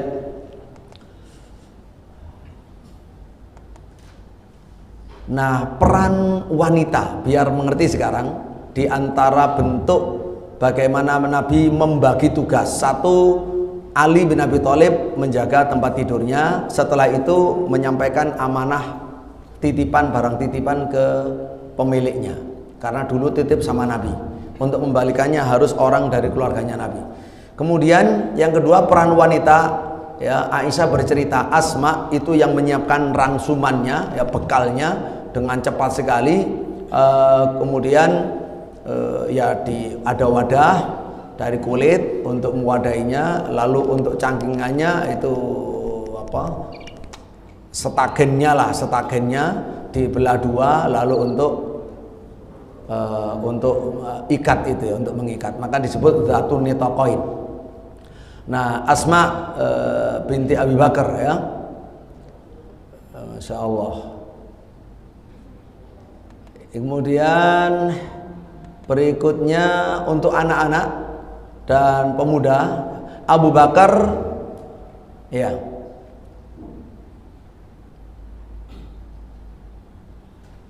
Nah, ketika Nabi ada di Nabi dan Abu Bakar ada di gua Thaur ya, nginep di sana. Abdullah putra Abu Bakar yang masih bocah tapi cerdik, pandai ya, sangat paham. Lah itu ke Nabi SAW menyampaikan berita macam-macam kebutuhannya. Kemudian sebelum subuh sudah di Mekah, sehingga orang Mekah mengira dia tidak kemana-mana, dia tidur di Mekah. Jadi ditemui di malam hari ya. Nah, ini Masya Allah, anak-anak sudah bisa melakukan misi perjuangan yang luar biasa. Kemudian nanti ada bagian yang menghapus jejak kaki ya, dengan kawanan kambingnya, yaitu Amir bin Fuhairah. Dia pagi hari jejak kakinya Abdullah tadi dihapus dengan jejak dia dan kambing. Terus begitu. Jadi orang tidak tahu ya.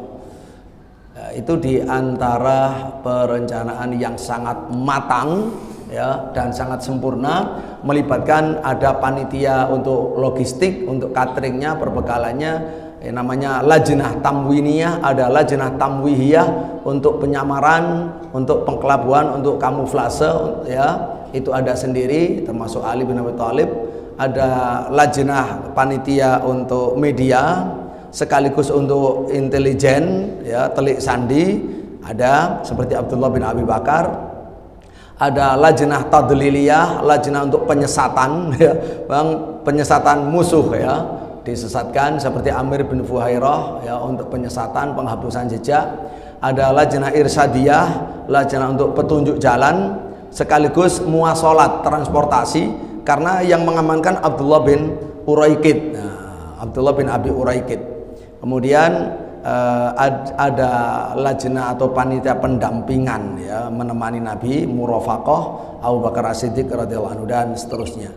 Baik, jamaah sekalian Allah, yang keenam ya kita percepat, yaitu ats-tsabat alal mauqif, tegar di atas prinsip dan selalu mencari solusi komprehensif. Selalu mencari, bukan menunggu, selalu mencari.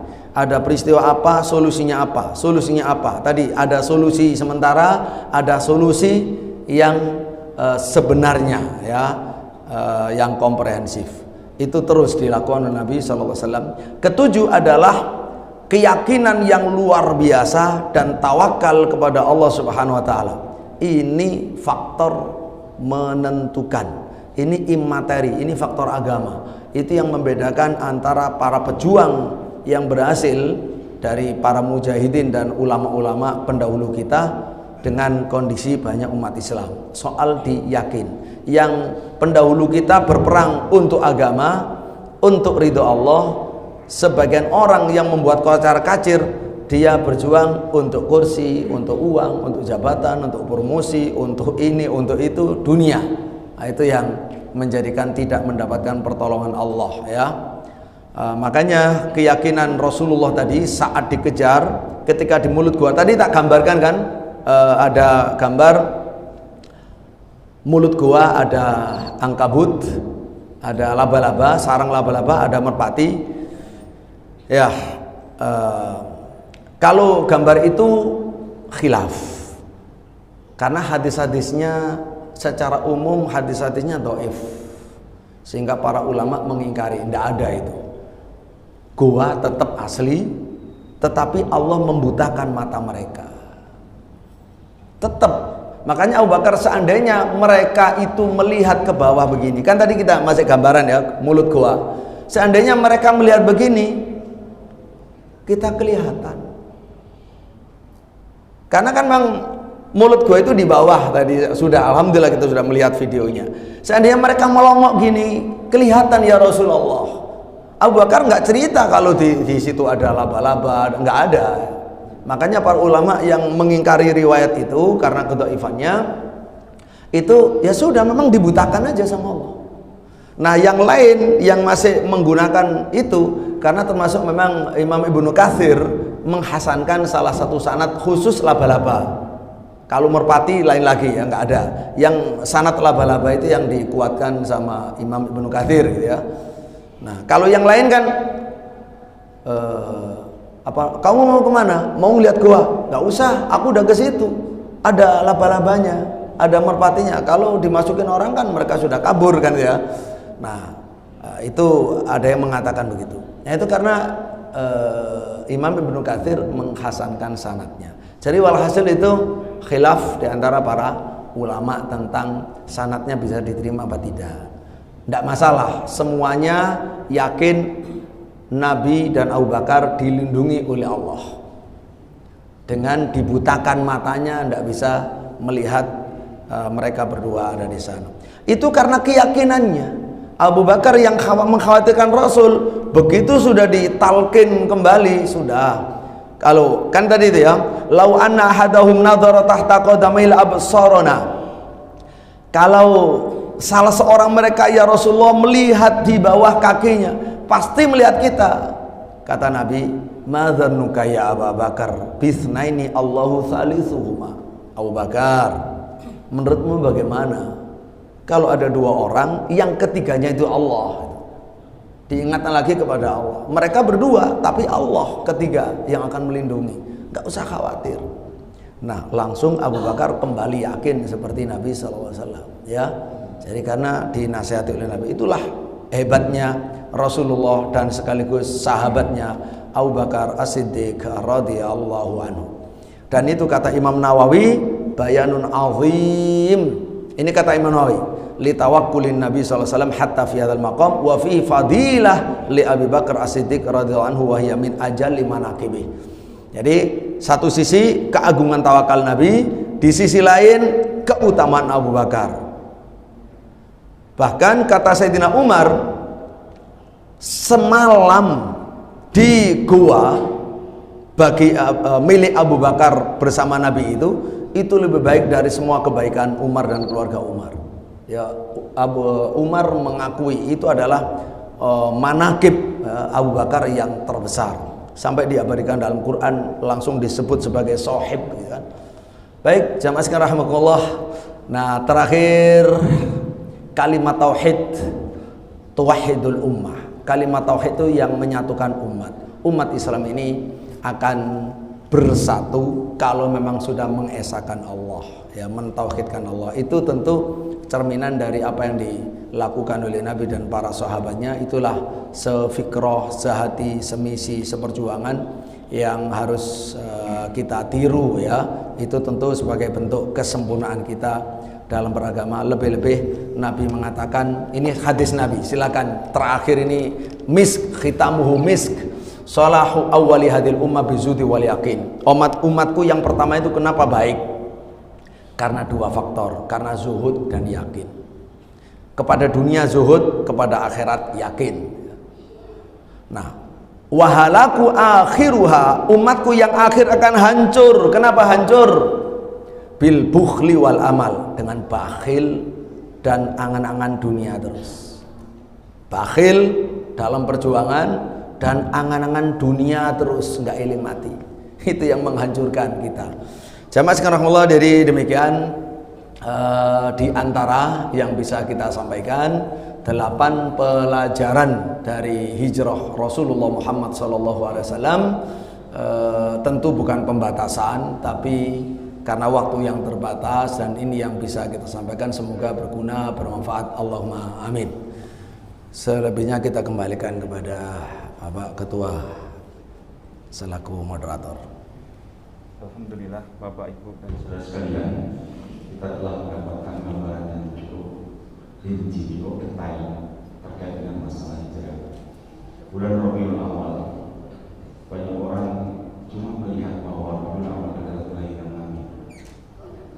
Tetapi ternyata di bulan Rabiul Awal ini selain kelahiran Nabi juga wafatnya Rasulullah, termasuk juga hijrah. Jadi ketika itu yang paling penting adalah hijrahnya Nabi. Ternyata banyak hal yang bisa kita dapatkan dari pelajaran hijrah Nabi, mulai dari pengorbanan, masalah akidah lebih utama dari yang lain, ada sahabat yang membantu perencanaan itu dari jasanya yang sempurna. Mungkin ada beberapa hal yang terkait dengan hijrahnya Nabi dan keutamaan-keutamaan yang bisa kita aplikasikan di dalam kehidupan kita, dalam berorganisasi, di dalam berjuang mendekatkan agama Allah. Salah satu di antaranya begini, Ustaz Abdullah ibn Urayyah ada yang mengatakan bahwa beliau masih belum Islam, kafir. Nah, berjuang menegakkan agama Allah, menggandeng orang yang belum Islam itu boleh apa enggak? Itu salah satu contoh. Mungkin nanti panjenengan semuanya bisa bertanya yang lain. Saya buka karena waktunya sudah berjam 6. Apabila barangkali ada yang dipertajam apa yang beliau sampaikan, saya buka 2 atau 3 pertanyaan. Apa tadi? Ustaz, 2, 3 cukup ya. Ustaz Fauzi, apa tadi? Gak kuat nggak nyampe. Ya. Ada 2 pertanyaan Ustaz yang mau kita sampaikan. Yang pertama, setiap Muslim yang memperjuangkan kebenaran dan Islam pasti akan dimusuhi dan diusir dari kampung halamannya sebagaimana para nabi dan rasul. Pertanyaannya, apakah kita sebagai seorang muslim, khususnya mungkin bagi para dai atau para ustaz, apakah harus memperjuangkan kebenaran dan memperjuangkan Islam terutama tauhid dengan akibat nanti kita akan dimusuhi dan diusir, atau kita menggunakan strategi dakwah sehingga kita tidak sampai dimusuhi atau diusir dari kampung halaman kita dengan mengikuti arus yang ada di masyarakat, baik tradisi dan lain sebagainya. Yang kedua, antum tadi menyatakan bahwa Allah Subhanahu wa Ta'ala itu menolong negeri yang adil meskipun kafir, dan Allah tidak menolong negeri zalim meskipun muslim. Lalu bagaimana dengan sebuah pernyataan yang mengatakan bahwa pemimpin yang muslim tapi zalim masih lebih baik daripada pemimpin yang adil tetapi zalim? Nah, ini apakah ada hubungannya atau bertentangan? Kayaknya pertanyaan itu. Iya, sarapan pagi ini. Iya. Bismillah. Diusir itu tidak boleh menjadi tujuan dakwah, karena bisa saja ada orang salah paham. Oh, tandanya dakwah yang benar itu harus diusir dulu, gitu ya, sehingga dia melakukan upaya supaya diusir. Ya salah itu namanya ya. Jadi tidak boleh. Itu bukan, tidak ada orang yang pengen diusir. Kalau ada itu salah, gitu. Jadi diusir itu adalah konsekuensi dari berdakwah. Berdakwah itu ukurannya benar, yang diajarkan benar, akhlaknya benar, strateginya benar. Dan perlu kita ketahui, Nabi Muhammad itu berdakwah di Mekah dengan strategi, dengan akhlak, dengan adab, tapi tetap terusir. Oleh karena itulah kalau ada peristiwa diusir itu kemungkinan ada dua. Kemungkinan memang masyarakatnya yang salah dalam mengusir, ya, artinya dai-nya itu benar, masyarakat memang jahat, jahil, tidak mengerti, atau memang dai-nya punya salah. Ya, itu yang perlu dievaluasi. Dai-nya punya salah. Itu yang pertama. Yang kedua, supaya tidak diusir, maka harus mengikuti arus. Apapun itu ya salah, bukan dakwah kalau mengikuti arus apapun, ya. Kalau mengikuti arus dalam arti yang hal-hal yang mubah, hal-hal yang bisa ditoleransi di dalam hukum agama Islam, ya, ada tradisi-tradisi biasa-biasa, tidak sampai menjadikan kufur, murtad, syirik, ya tidak apa-apa. Tradisi sekedar tradisi biasa, dilihat hukumnya, dilihat mukhalafahnya, penyelisihannya itu parah apa tidak, ya.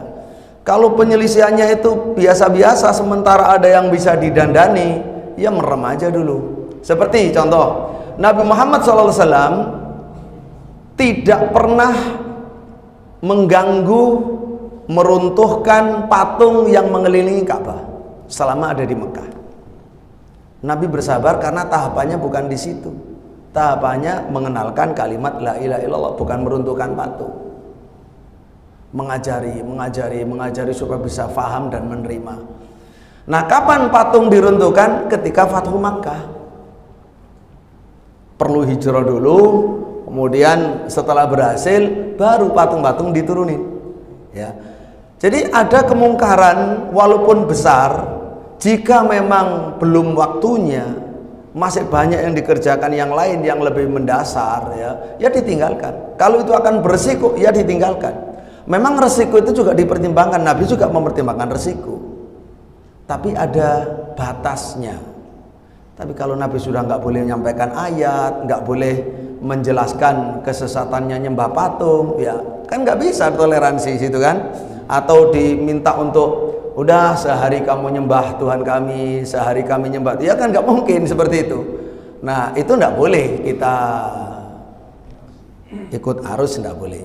Harus seperti Rasulullah bersikap tegas walau resikonya harus hijrah, harus pindah tempat, harus diusir. Dia sudah baik, akhlaknya baik, ilmunya baik, dakwahnya baik, tahapannya baik, ya memang takdirnya harus diusir dari situ. Ya seperti Rasulullah juga takdirnya diusir dari situ. Ternyata diusir itu perlu diketahui oleh para dai. Tadi udah kita sampaikan ilustrasinya, gambar. Diusir itu bukan kalah. Al-hijrah laisat hazimah. Hijrah Nabi itu bukan kekalahan, tetapi bidayah li siyadati syariah. Jadi awal dari kedaulatan syariah seperti itu, ya. Jadi itu adalah makna daripada hijrah. Nah, artinya itu nilai yang harus bisa kita baca. Makanya kalau ada peristiwa begitu, apa salah saya? Saya udah nggak salah, akhlak baik, tahapan baik, tapi harus diusir. Sudah, berharap pada Allah, minta ganti lebih baik, seperti Nabi diganti lebih baik. Kalau sudah nggak ada yang salah, nggak usah disesali. Tapi kalau sama salah, ya minta maaf, kan itu, dan memperbaiki diri. Jadi begitu kira-kira. Barakallahu fikum. Yang kedua, tadi lafadznya bukan yansur, ya. Innallaha yuqimu, ya, gitu ya. Innallaha yuqimu ad-daulah al-adilah wa in kanat kafirah. Allah menegakkan, ini soal tegak tidaknya. Jadi bukan pertolongan dalam arti dicintai Allah, bukan. Allah akan menegakkan dalam kehidupan ini negeri yang adil walaupun kafir. Tegak. Artinya pemerintahan yang kafir itu tegak, begitu ya. Dan Allah tidak menegakkan layukim, negeri yang zalim walaupun muslim. Karena tegaknya sebuah bangunan negara itu kalau ada keadilan. Kalau nggak ada keadilan, ya ambruk. Manusia itu kalau dipimpin dengan adil, ya tenang, ya aman, ya nyaman, ya taat, ya bersatu. Tapi kalau dipimpin secara zalim, sengsara, geger, protes, ya, dan lain sebagainya gitu. Keropos dari dalam.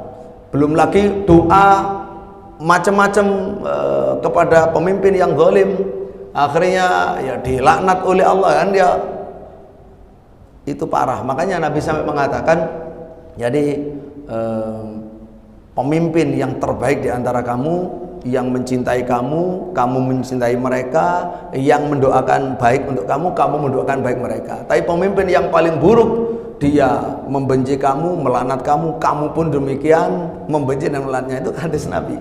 Jadi ketika ada kezaliman, walaupun Islam tidak akan tegak, tidak akan tegak, harus adil, harus adil.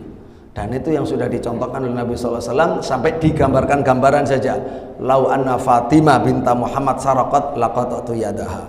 Kalau Fatimah binti Muhammad ini mencuri, terbukti mencuri, tak potong tangannya. Bukan hanya Fatimah orang ini, karena waktu itu yang mencurinya yang ketangkep kan Fatimah orang lain. Ada yang memberi syafaat, itu tolong jangan ditegakkan hukum karena orang terpandang bangsawan. Nabi bilang, jangankan dia, anakku aja kalau ketangkep mencuri tak potong tangan.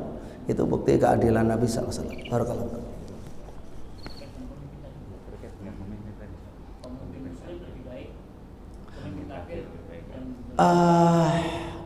Berbeda, itu berbeda konteksnya dengan soal tegak tidaknya tadi.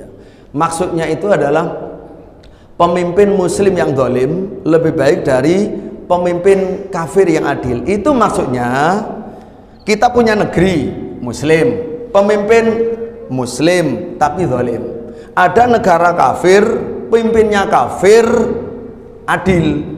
Sama lebih enak mana? Di negeri sendiri walaupun bapaknya zalim, ya, atau hidup di negara kafir walaupun pimpinannya adil gitu. Itu maksudnya. Jadi mendingan rumah milik sendiri, ya, pimpinannya keluarga sendiri walaupun zalim gitu, muslim, khususnya ini agama, daripada hidup di kampung orang kafir, pimpinannya kafir tapi adil. Kayak sahabat yang ada di Ethiopia, kan akhirnya balik. Karena di sana cuma sementara. Bukan maksudnya karena pemimpin kafir lebih baik, yang adil ya, lebih baik dari pemimpin muslim zalim, maka kalau pemilu pilihlah pemimpin yang kafir yang enggak benar. Itu malah suudzon kepada kaum muslimin yang mencalonkan diri jadi pemimpin, semuanya dituduh zalim. Sementara yang kafir kok langsung dijustis sebagai adil, ini piye? Bukan itu ya. Jadi itu konteksnya. Kita menjadi rakyat muslim di negeri muslim, pimpinan kita muslim tapi zalim, itu lebih baik. Sabar saja, jangan berontak gitu maksudnya ya. Daripada kita hidup di negara kafir, pimpinannya kafir, adil, ya tetap nggak enak. Kita sebagai muslim nggak enak gitu. Barakallahu. Yang kedua apa tadi? Waalaikumsalam warahmatullahi wabarakatuh.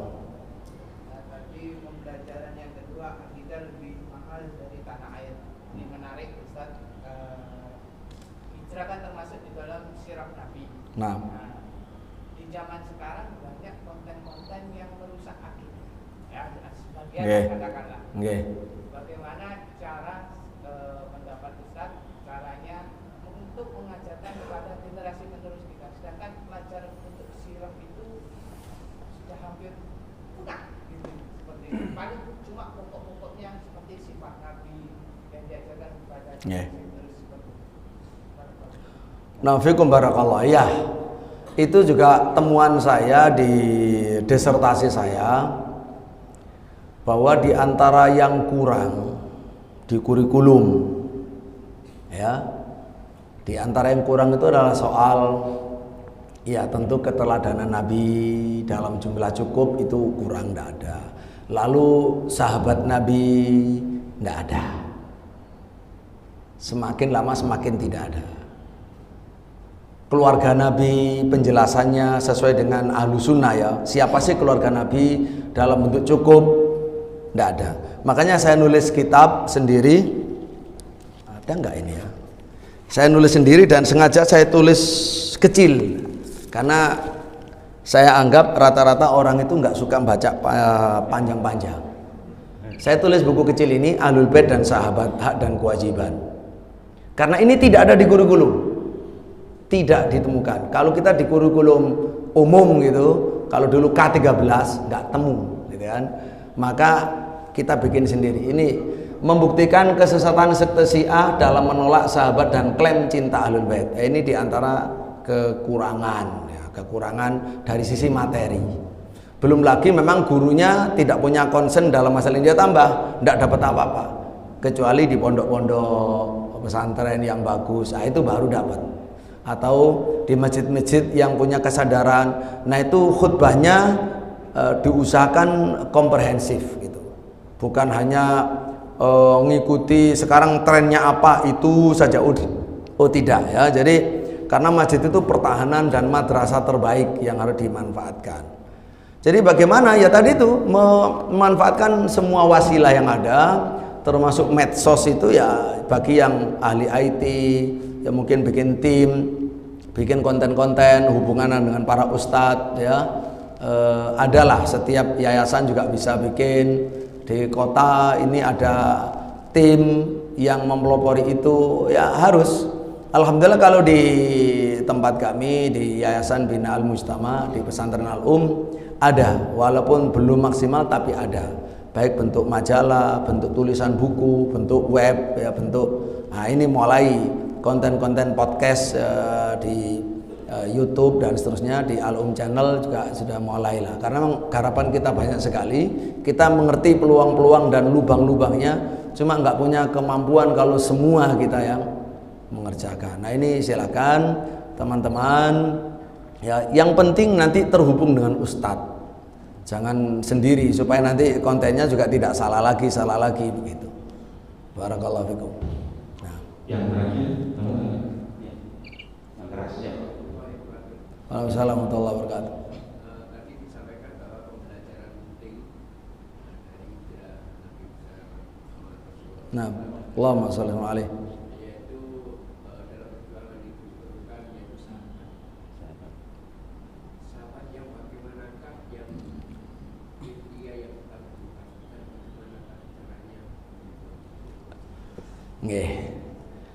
Baik, ada sahabat, ada pendukung. Tadi yang disampaikan tadi Abdullah bin Abi Quraikid itu masih kafir, itu bisa menyewa orang walaupun kafir, bisa mempekerjakan orang walaupun kafir, yang penting aman, amanah dan aman, tidak membawa kehinaan kita, tidak membawa bocor informasi kita, itu boleh ya.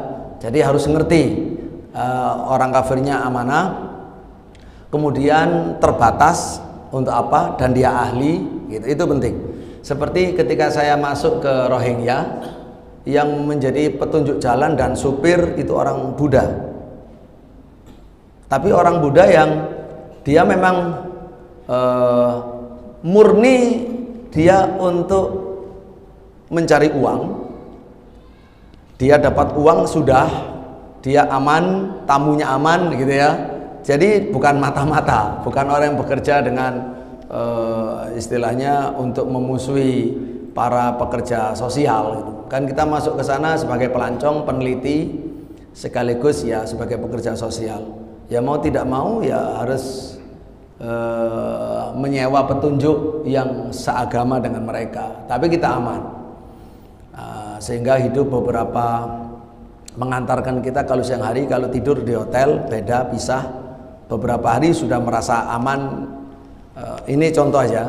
Terus saya tanya, ini sudah hari keempat, kita ini mau kemana? Pakai bahasa Inggris sebisanya. Mau ke kampung Fulan. Kampung Fulan itu Rohingya tak? Dia ketakutan. Melihat saya itu dia takut sekali mendengar kata Rohingya, takut.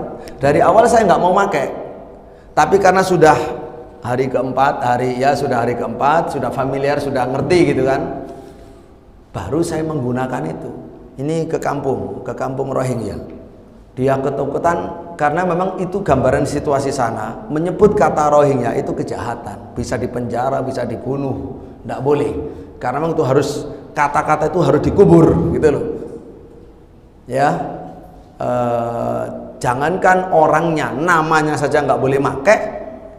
Itu memang bangsa Rohingya, kerajaan Rohingya yang punya tanah di situ, karena dijajah ingin menghapus jejak, kata Rohingya nggak boleh dipakai. Jadi ketakutan, bilang tenang, sabar. Saya tahu kalau Anda takut saya menggunakan kata Rohingya, tapi kan itu fakta sejarah. Ini nggak ada siapa-siapa, nggak ada yang dengar, nggak ada yang ngabarin, nggak ada yang ngelaporin lah. Baru dia tenang. Terjawab, iya, kampung Rohingya. Itu contoh ya. Nah, sama itu adalah bisa pendukung, bisa alat, bisa alat itu. Nah, untuk yang teman seperjuangan mulai merencanakan, menyertai kegembiraan, kesedihannya, itu yang sehati. Yang sehati itu yang seiman, sefaham, sehati. Nah, itulah namanya yang kita sebut dengan husnul suhbah tadi itu. Baik itu menunjukkan Nabi memerlukan sahib atau Abu Bakar sebagai sahib yang terbaik. Itu dua makna ya, dua makna. Bagaimana ya kita bisa mendapatkan satu, kalau kita seorang guru, kita didik, kita kader. Dari kader-kader itu kita akan tahu, oh ini orang hebat, oh ini menjadi sahabatku, ini menjadi sahabatku, ini menjadi kaderku. Itu ya, kalau kita ketemu dengan orang-orang yang sudah jadi, tinggal milih saja melalui muamalah mana akhlaknya baik, mana yang ada kecocokan tabiat ya, kecocokan ilmu, kecocokan pemahaman, kemudian semangat, itu akan semakin menjadi solid. Itu yang dicari. Kalau tidak ada ideal, ambil saja yang potensial, nanti sambil dibina. Selalu ada pembinaan untuk menyamakan persepsi ya, untuk menyamakan manhaj, menyamakan metodologi dan menyamakan rasa, nanti baru bisa. Begitu kira-kira. Barakallahu fikum.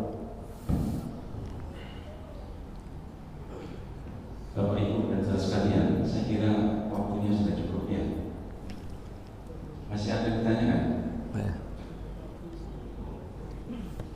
Baik, Bapak Ibu dan saudara sekalian, kegiatan kita ini live di Instagram Dewan Dakwah.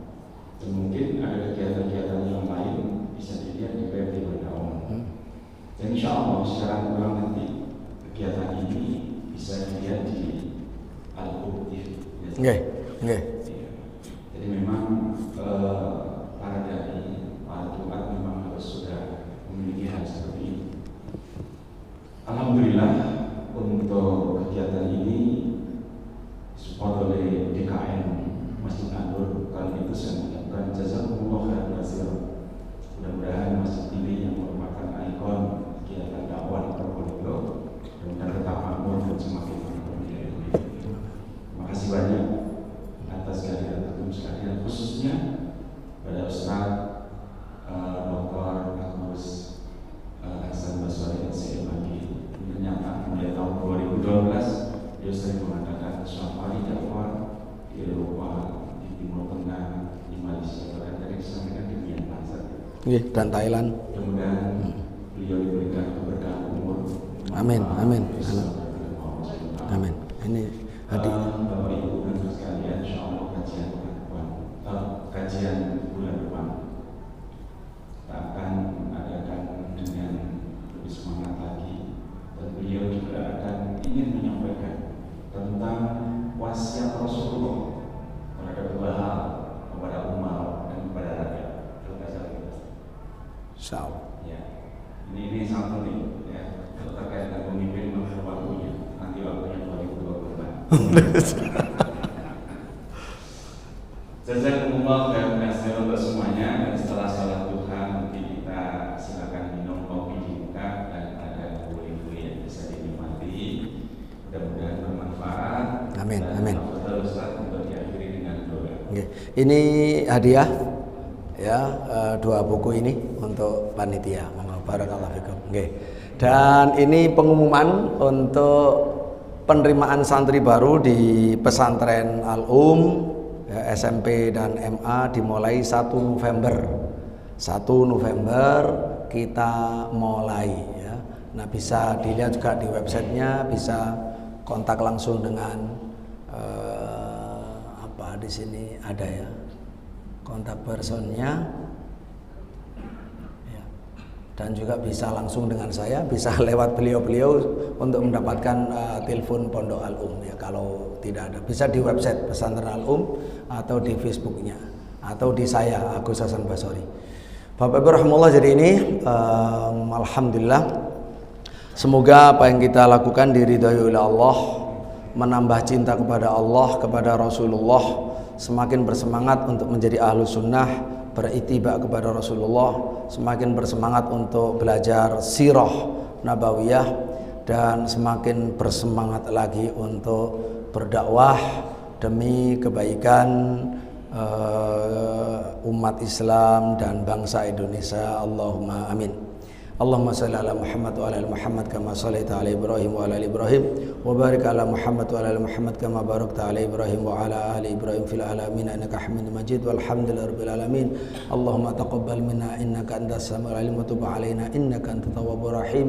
Allahumma inna nas'aluka imanan wa yaqinan wa mu'afatan. Allahumma inna nas'aluka ilman nafi'a wa rizqan thayyiban wa amalan mutaqabbala. Allahumma hab lana imanan wa yaqinan wa mu'afatan wa niyatan. Allahumma rabbana urzuqna hubba nabiyyika Muhammadin sallallahu alaihi wasallam wa syafa'atahu ya arhamar rahimin. Ijma'na ma'ahu wa ashabihi radhiyallahu anhum ajma'in. Allahumma rabbana hab lana min azwajina wa dhurriyyatina qurrata a'yun waj'alna lil muttaqina imama. Rabbana atina fid dunya hasanah wa fil akhirati hasanah wa qina adzabannar. Wa sallallahu ala nabiyyina Muhammad walhamdulillahi rabbil alamin. Assalamualaikum warahmatullahi wabarakatuh. Alhamdulillah selesai sudah kegiatan pada pagi hari ini. Saudara saudara suci jemaah yang diadakan oleh Dewan Dakwah Kota Probolinggo. Dan demikian kami atas nama pengurus Dewan Dakwah Kota Probolinggo mengucapkan jazakumullah dan katsiran. Mudah-mudahan acara itu bermanfaat, dan kita tutup dengan doa kafaratul majelis. Subhanallahumma wa bihamdihi asyhadu an la ilaha illa anta astaghfiruka wa atubu ilaik. Assalamualaikum warahmatullahi wabarakatuh. Waalaikumsalam.